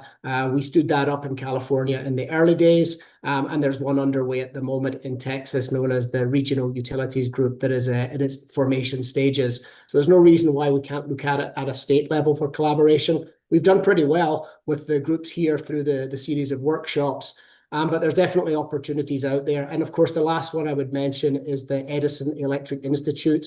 Again, a body that supports a number of the investor-owned utilities across the country, as well as the co-ops. And that gives us an opportunity to work together under that forum as well. So yeah, there's a number out there. It seems to me from my perspective that if we're called upon to certify, approve, whatever you want to call it, put our stamp on a wildfire mitigation plan, that I would want some affirmation from the party submitting it to us that it complies with the national standards. And if NARUC or EEI or some other group is coming up with those standards, that it complies specifically with the standards that come up. And hopefully the legislation would, recognize that we're a repository of that information and that our approval or certification of that means that you procedurally have met the certain requirements, including meeting the standards. I am somewhat doubtful going into the legislative sessions the next few years that we are going to be able to create something like our Pipeline Safety Bureau. Expensive. And I'm not sure the legislature is going to approve budget that we would need to duplicate a Pipeline Safety Bureau just to deal with transmission line. And so it seems to me that we would need to rely upon you all certifying that your plan meets those national standards, because we're not going to have, at least I don't think we'll have the staff to go out and do all the things that Mr. Montoyan's Pipeline Safety Bureau do with respect to pipelines. So that's a concern, and I understand why you would want us to maybe have that certification process maybe more rigorous than what I think we're going to be able to get. But it does seem to me that there should be some reference back to hopefully groups that are coming up with best practices, coming up with standard language, standard procedures for what could go into one mitigation plan.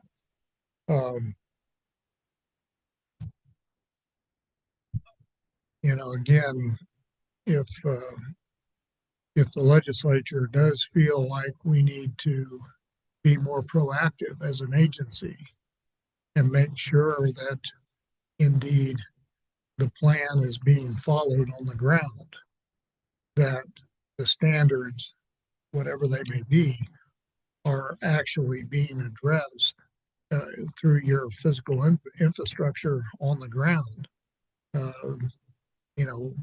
We're going to have a fairly robust expansion of the agency to do that.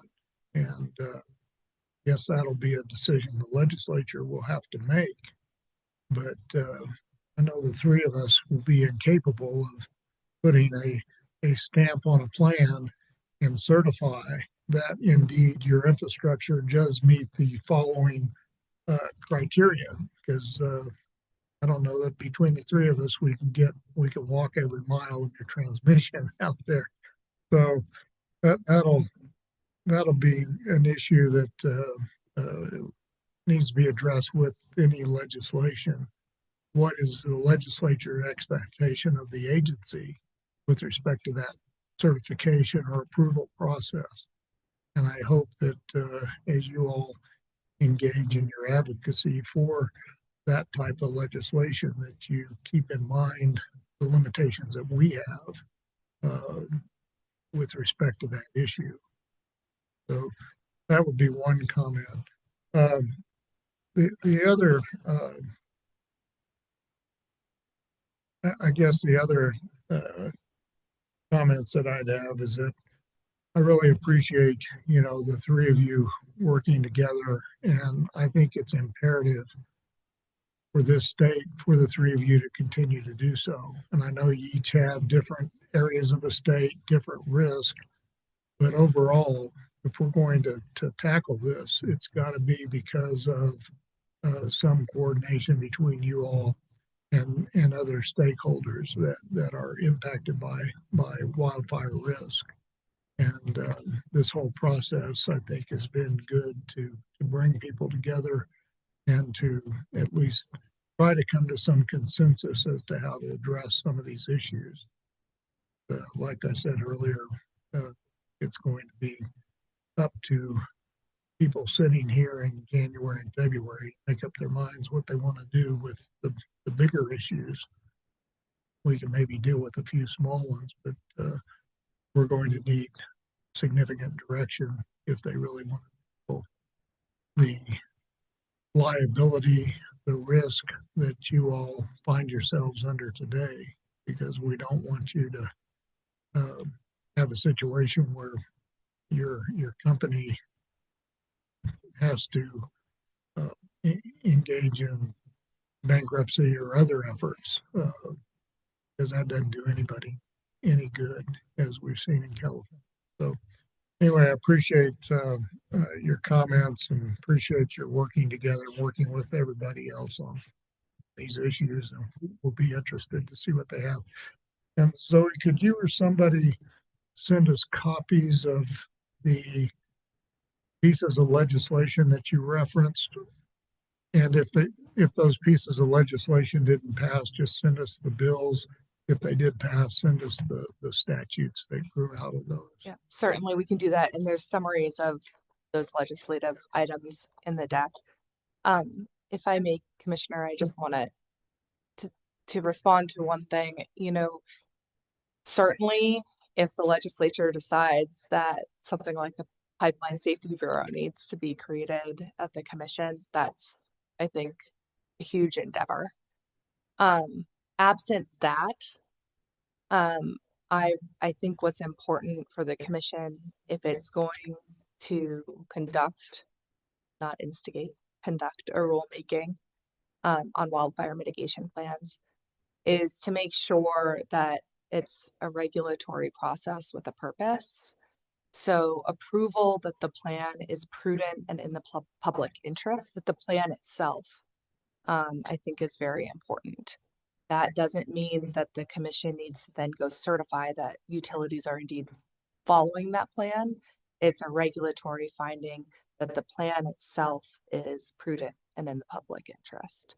And then also ensuring that there's clear cost recovery mechanisms for those investments so that utilities can get swift cost recovery of updated technologies that will help our systems be more resilient and more safe for our customers is also very important.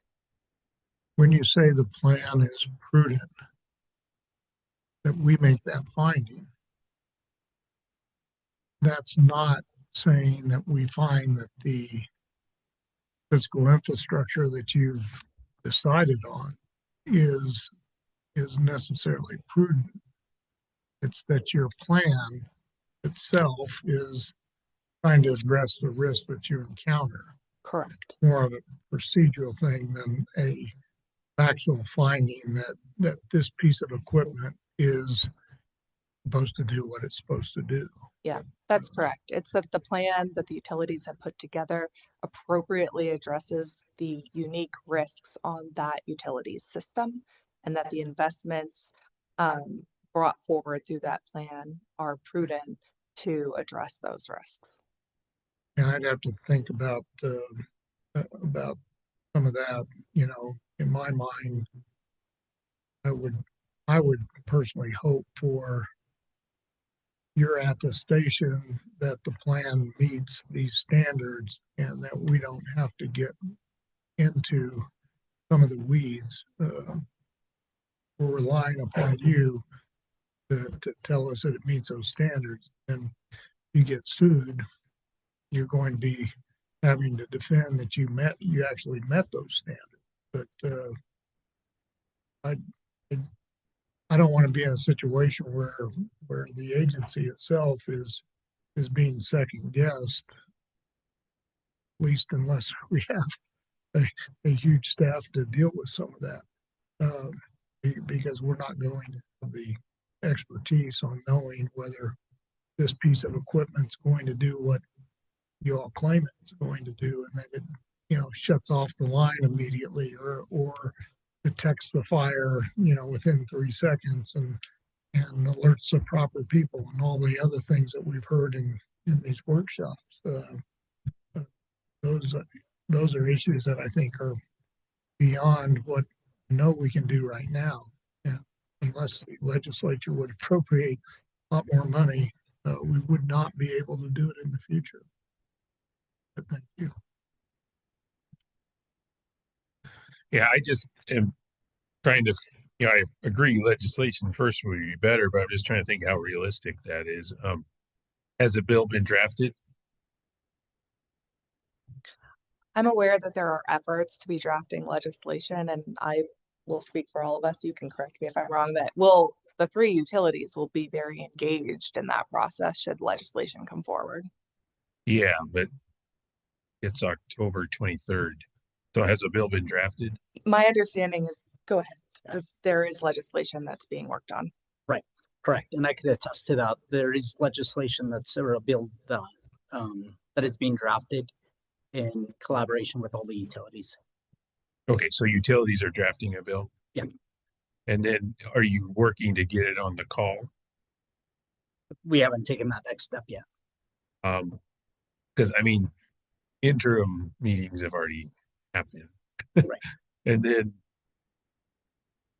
same invitation for this as any other bill, that if you want to avoid an FIR that does things like say we need to double the size of our agency because of this bill, you should share it with Gary yesterday.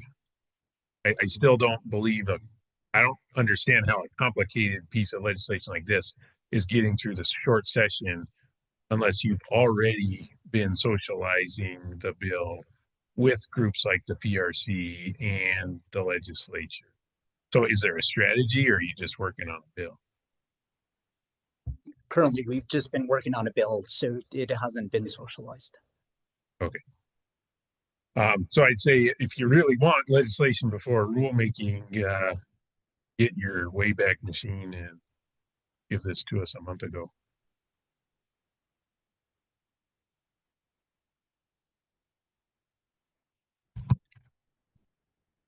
Well, thank you. As Commissioner Nybert mentioned, I also appreciate the 3 IOUs getting together and talking about this. I think whatever direction we end up heading in, I think we have a good start. And I really do think that this conversation has been valuable. I wanted to touch on just a few of the things that were mentioned during the presentation, and just to also kind of express what I envisioned. And so I had envisioned a plan that looks a lot more like what you already have. I was not, admittedly, not trying to talk about the liability that a utility might have. I think when we talk about prudency of investments for cost recovery, clearly that's what we do, and have no problem talking about the approval of a plan for purposes of cost recovery. And then when we start to talk about certification or an approval that heads more in the direction of liability, I think that is definitely something that we would need the legislature to tell us to do something about. And so in what I was imagining, you mentioned the need for flexibility. You have different geographic areas, and I absolutely agree that you need flexibility to um, manage your system. I didn't imagine like a standard requirement for a lot of this. As I was thinking about it, you would come to us with the investments that you think you need, just like you do for um, procuring capacity on the system. And also, while I'm talking about this, just also want to clarify that nothing right now precludes the utilities from investing and seeking cost recovery for these investments for wildfire mitigation. So I know that you know that, but I also just wanted to make it crystal clear. And with respect to the ESPS, what I want to make sure there is that there is adequate notice, that there are parameters. I also understand that you're making this decision based on information that you have at that moment about wind speed and temperature and humidity and vegetation. And so also appreciate that you're there, you have this information, and it's kind of a game time decision. And so I also was not imagining that we would be prescribing something very specific to you. I was imagining, like the outer, just the parameter of the notice. And so I think I kind of explained that. So, and then this recommendation is more comprehensive, definitely. And so I think yeah, I'm interested to see what other stakeholders' reactions are to the recommendation. And we do have next on the agenda an opportunity for public comment and a stakeholder discussion on what a path forward would look like. And so we'll be able to have that opportunity to talk about it as a group. Commissioners, did you have anything else to add before we move on to our next item? Doesn't look like it. So we're also a little ahead of schedule, which is nice for once. So I think maybe we can go ahead and take a quick break and come back at 2. I also don't want to go too early because there might be people who planned on providing public comment, and so don't want to miss them. So why don't we break for now and then come back at 2? Yeah, then I've got a meeting I got to go to, so I'm going to take advantage of the break to leave, so I'm not disruptive. Not because I really want to hear what's going on. I have conversations every day with Mac Lee about this topic. Thank you to everybody who's been here in the past and is going to be here in the future. It's an important topic. I will repeat what I said this morning, that this has been a good example of how much the Senate Memorial 2 group has been a good example of how far we can get if we work together. And it's, we appreciate the 3 utilities getting together, but Senate Memorial 2 has been even bigger than that. So I think we do have a foundation for legislation. I just am skeptical that you can pull that off without defeating the collaboration with the time. So that's really the message there. And yeah, I think plans can be approved. They need to have cost has to be an element from day one all the way through day last. Because if you ever don't think about cost while you're planning, you're going to have an expensive bill that's really where I'm coming from. If you write a bill that says, if the utility does X, Y, and Z, the commission shall approve this plan. that doesn't. It's got to be an evaluation.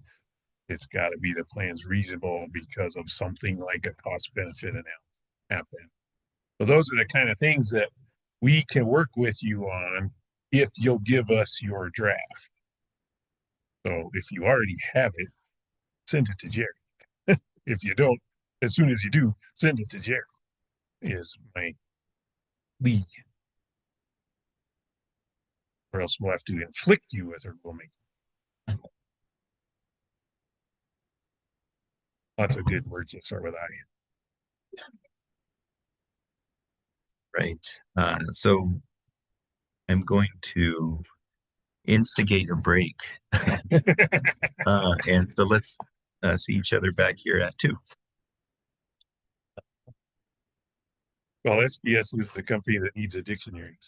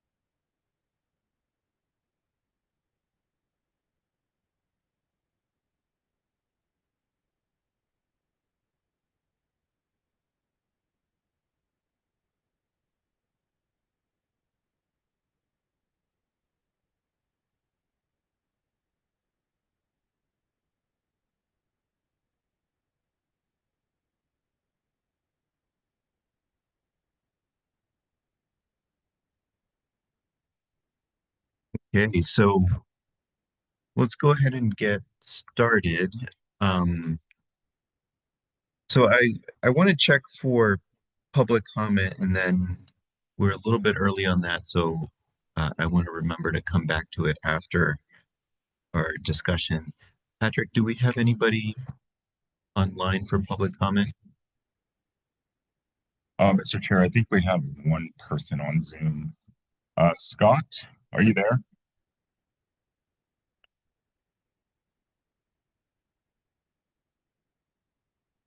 I'm sorry. Yes, I was muted. How are you doing? Pretty good. Do you still want to provide comment? Yes, if you could just give me a moment. I'm just getting to a place where it's quiet. Give me one moment. Thank you for your flexibility too.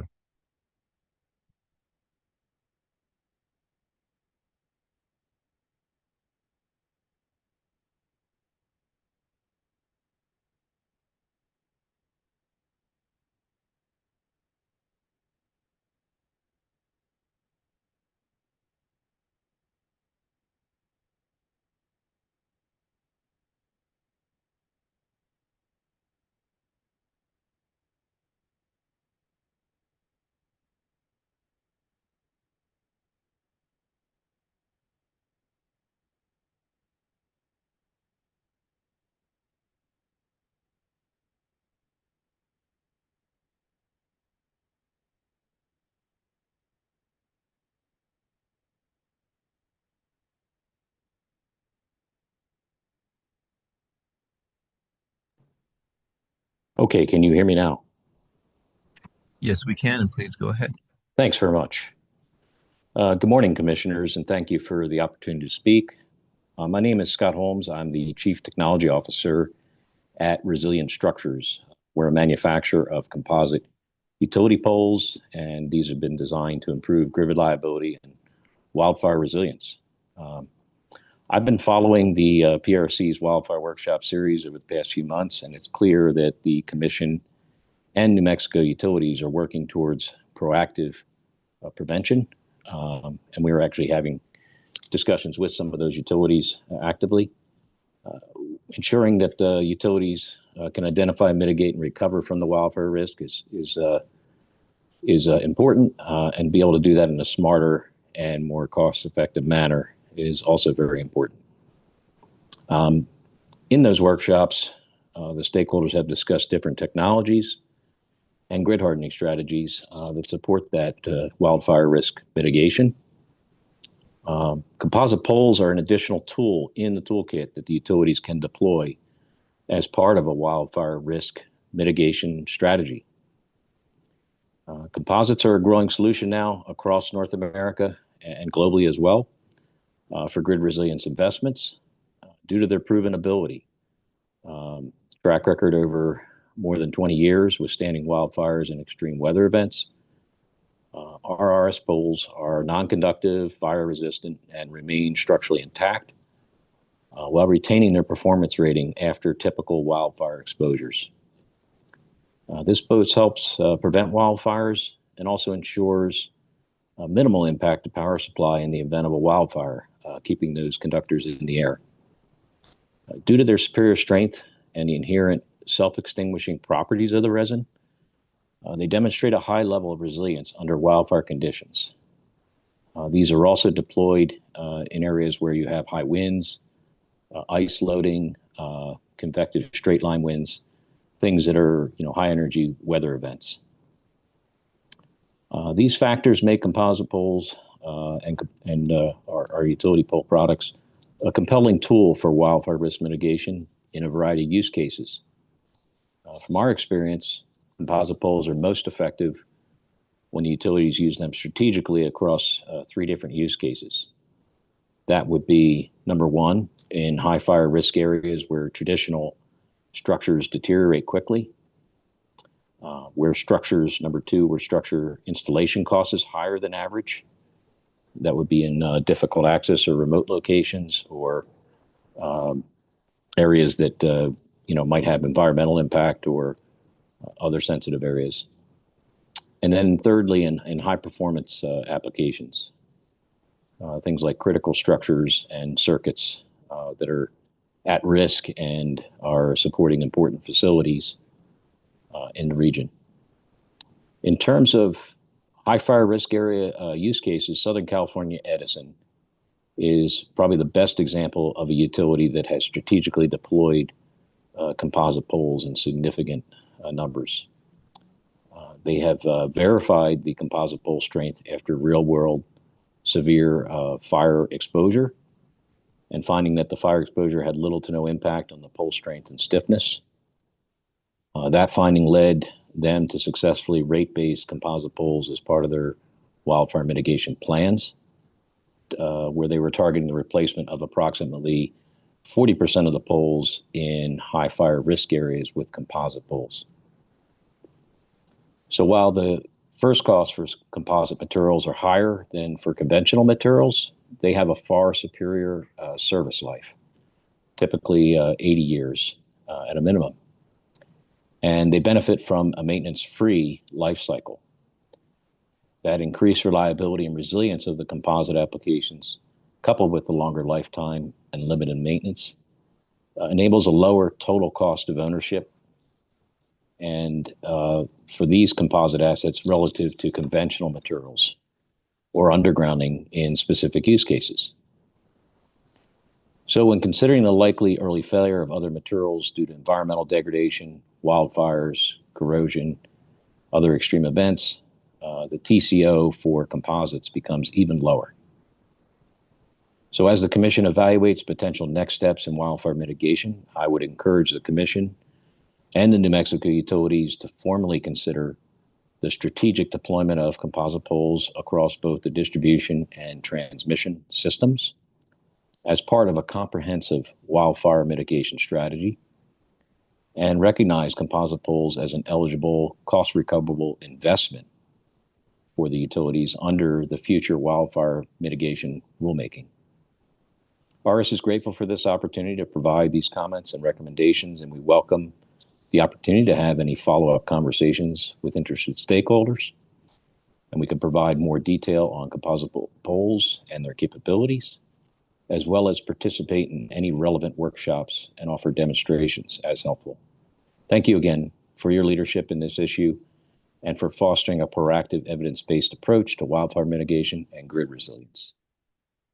And it concludes my comments. Thank you. Thank you for your comments. Patrick, do we have anybody else online? That's it for public comment online. Okay, Mr. Chair. Do we have anybody here in the room who would like to provide public comment? Okay. It looks like we do not, and we could move on to our stakeholder discussion. And then I do want to come back to just double check on the public comment once more after this next discussion. So for the next discussion, just wanted to touch on next steps. We have a recommendation by the utilities that they just provided.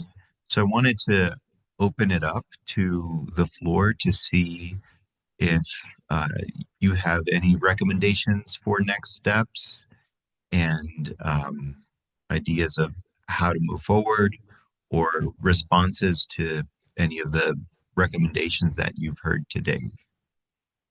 I'll start with people here in the room, and then we can. Okay.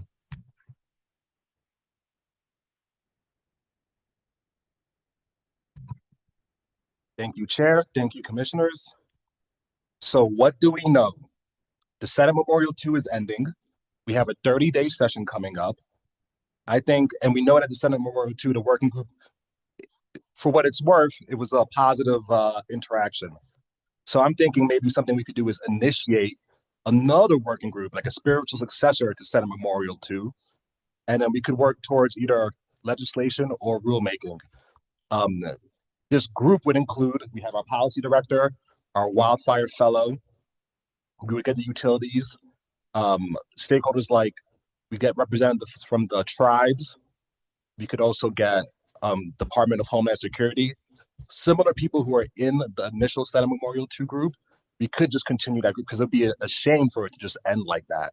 So I just wanted to just start it off and saying maybe getting a working group initiated is one way to move forward, and we could explore some concepts such as dealing things like liability or governmental immunity.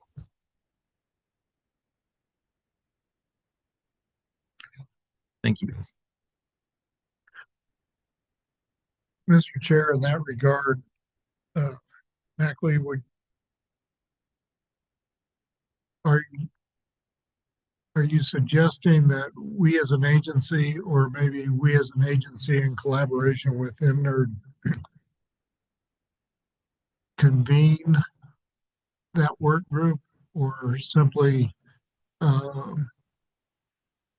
maybe work with Secretary Kinderdine in request to jointly continue the existing work group? Thank you, Commissioner.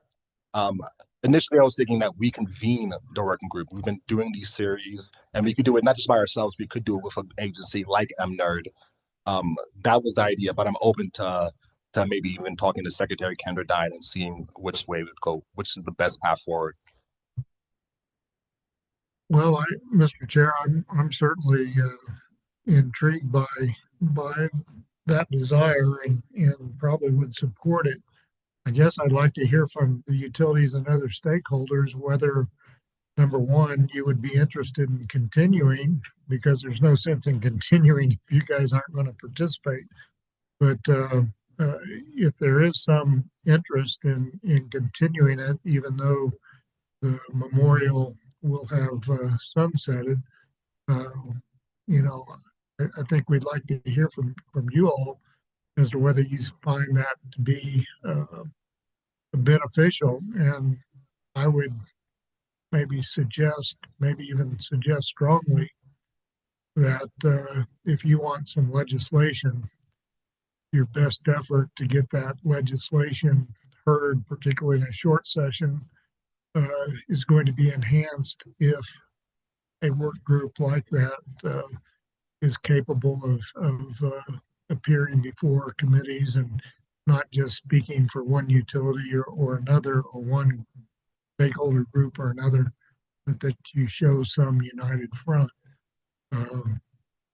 It would be easier to get legislation passed if there was some continuing group that could advance the ideas that you brought forth already. So I see a lot of heads nodding. And I take that as a yes, you all would continue. Okay, well, Mr. Chair, maybe we ought to consider that, and maybe consider contacting Secretary Kinderdine to see what the level of interest at Energy, Minerals, and Natural Resources is, and see if they too like the existing structure, or whether they want us to just maybe go it alone, or they go their way, we go our way, or whatever it may be. But maybe that discussion is fruitful. Yeah, thank you for that suggestion. I think, I mean, I think it's great if the working group continues. I'm just wondering whether we should be the ones to instigate that. And because it's larger than our purview here at the PRC. And so I think that if we were to start a working group, it should probably be more focused on the authorities that we have, and with respect to the utilities. So, and you know, because the Senate Memorial too is bigger than just utilities. Yeah, and I'm just thinking about, you know, kind of some of the points that we heard during the utility presentation. I think some valid points about if there is legislation, we could be getting ahead of ourselves. I think with respect to participating in the legislation, I'm certainly fine with participating with parts of it that discusses um, PSPS and cost recovery, but I'm a little more hesitant when it comes to the liability portion of it. I I tend to think that that part of it is I'll do whatever the legislature, guides us to do. And so for that part, I would rather wait.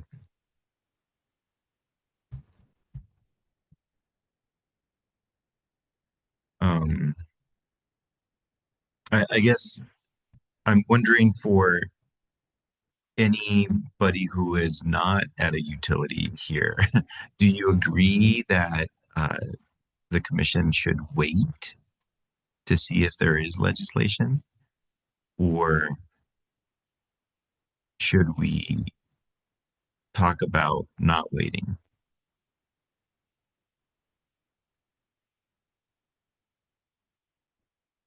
Not hearing any opposition. um, Mr. Chair, I would say,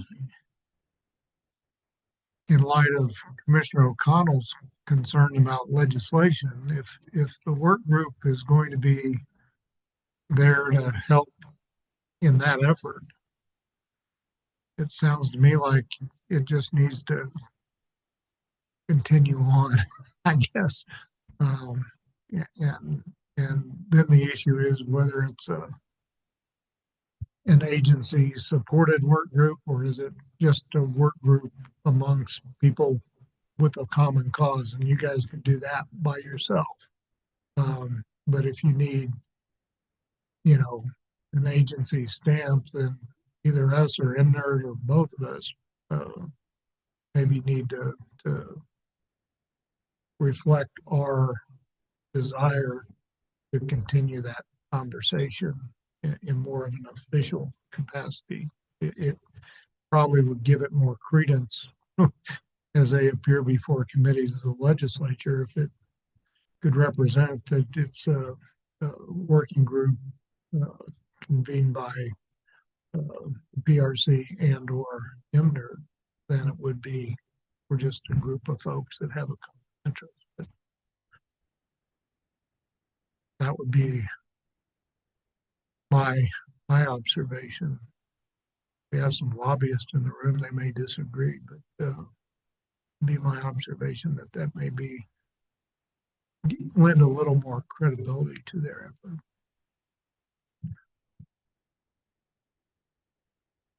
Yeah, I agree with that. So I guess since we're a little bit quiet on this, and because we also probably don't have some people in the room, I think maybe one thing we could do is issue a bench request, just asking for your feedback on how we should, as a commission, move forward. At least what your recommendation is.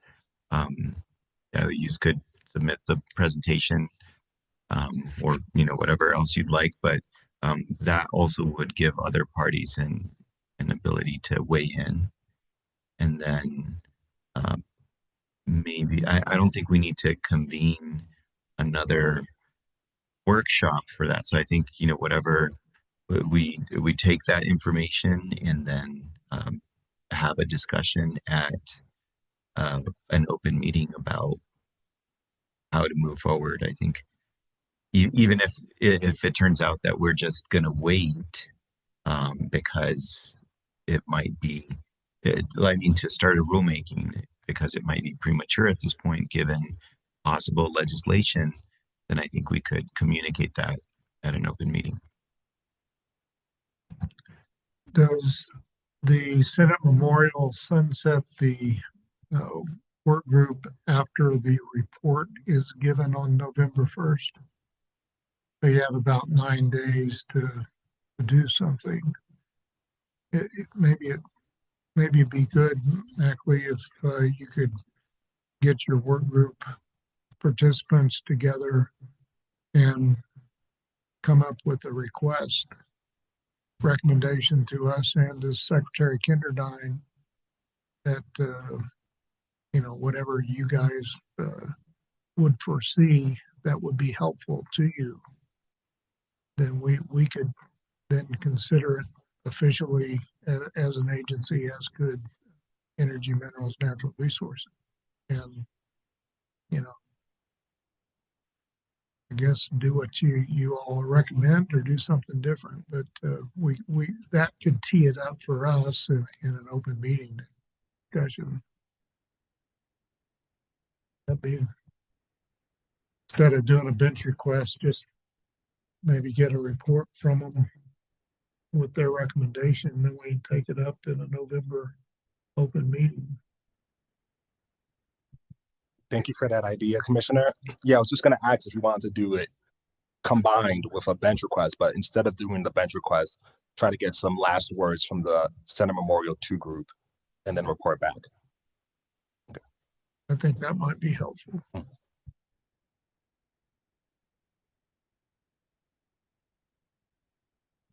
So in that case, we would wait to hear back from the Senate Memorial 2 group or Mackley and then decide what to do from there. Okay. I think that makes sense. And so I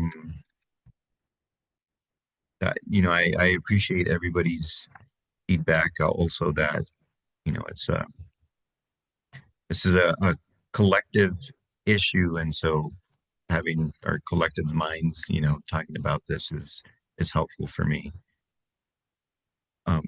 Okay, so we will do that. We'll wait to hear from the Senate Memorial 2 Working Group and from Mackley. And so what I would just say there is I'm happy for us to participate in the Senate Memorial 2 Working Group. I think that if we're leading a group, I'd want to just focus it to something that we have authority for.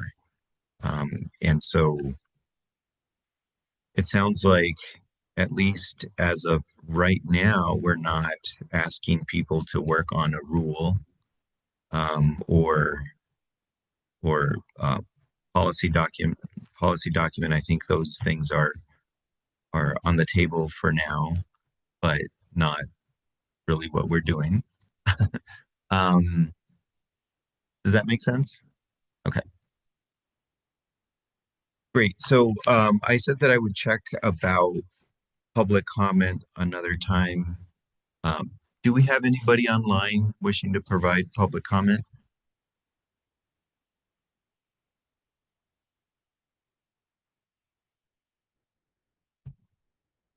Okay, we're not hearing anything. Don't have any hands. Nobody new has come into the room, so I'll assume there's no public comment in person either. So I think we're really just ready for closing remarks and to adjourn. I think I kind of provided mine, but I'll just echo the opening remarks, our appreciation and thanks to all of you who not only participated in the work group, but who have shown an interest, maybe those of you that haven't been part of the work group, but have come to our meetings, come to the workshops, and expressed an interest in the subject matter, not only here, but in our Ruidoso meeting and meetings elsewhere. It's been very informative for us to hear all the things that you all are considering and doing, and we appreciate the time that you've taken. I do think that, as Commissioner O'Connell indicated, if there's legislation and you're looking to the PRC to look at it, the sooner you can get it to us, and I say us, Jerry Mars in the front row, get it to her and she can make sure that we keep apprised of those matters. But it does sound like you all are coming up with some sort of game plan, and it will involve groups that go well beyond just the Regulation Commission. And I wish you the best of luck in those processes, and let us know what your group wants us to do moving forward, Mackley, and we'll certainly consider it. But thank you, everybody, and appreciate your time and effort. Okay, and then thank you to all of you for being engaged. Also want to say thank you to Bill and Patrick and Jennifer and other people who we've been asking them to find venues for us and set us up in different areas, and they've been doing a great job. So thank you for helping us be able to do our work, because without that, it wouldn't be possible. So thank you to everybody, and we are adjourned.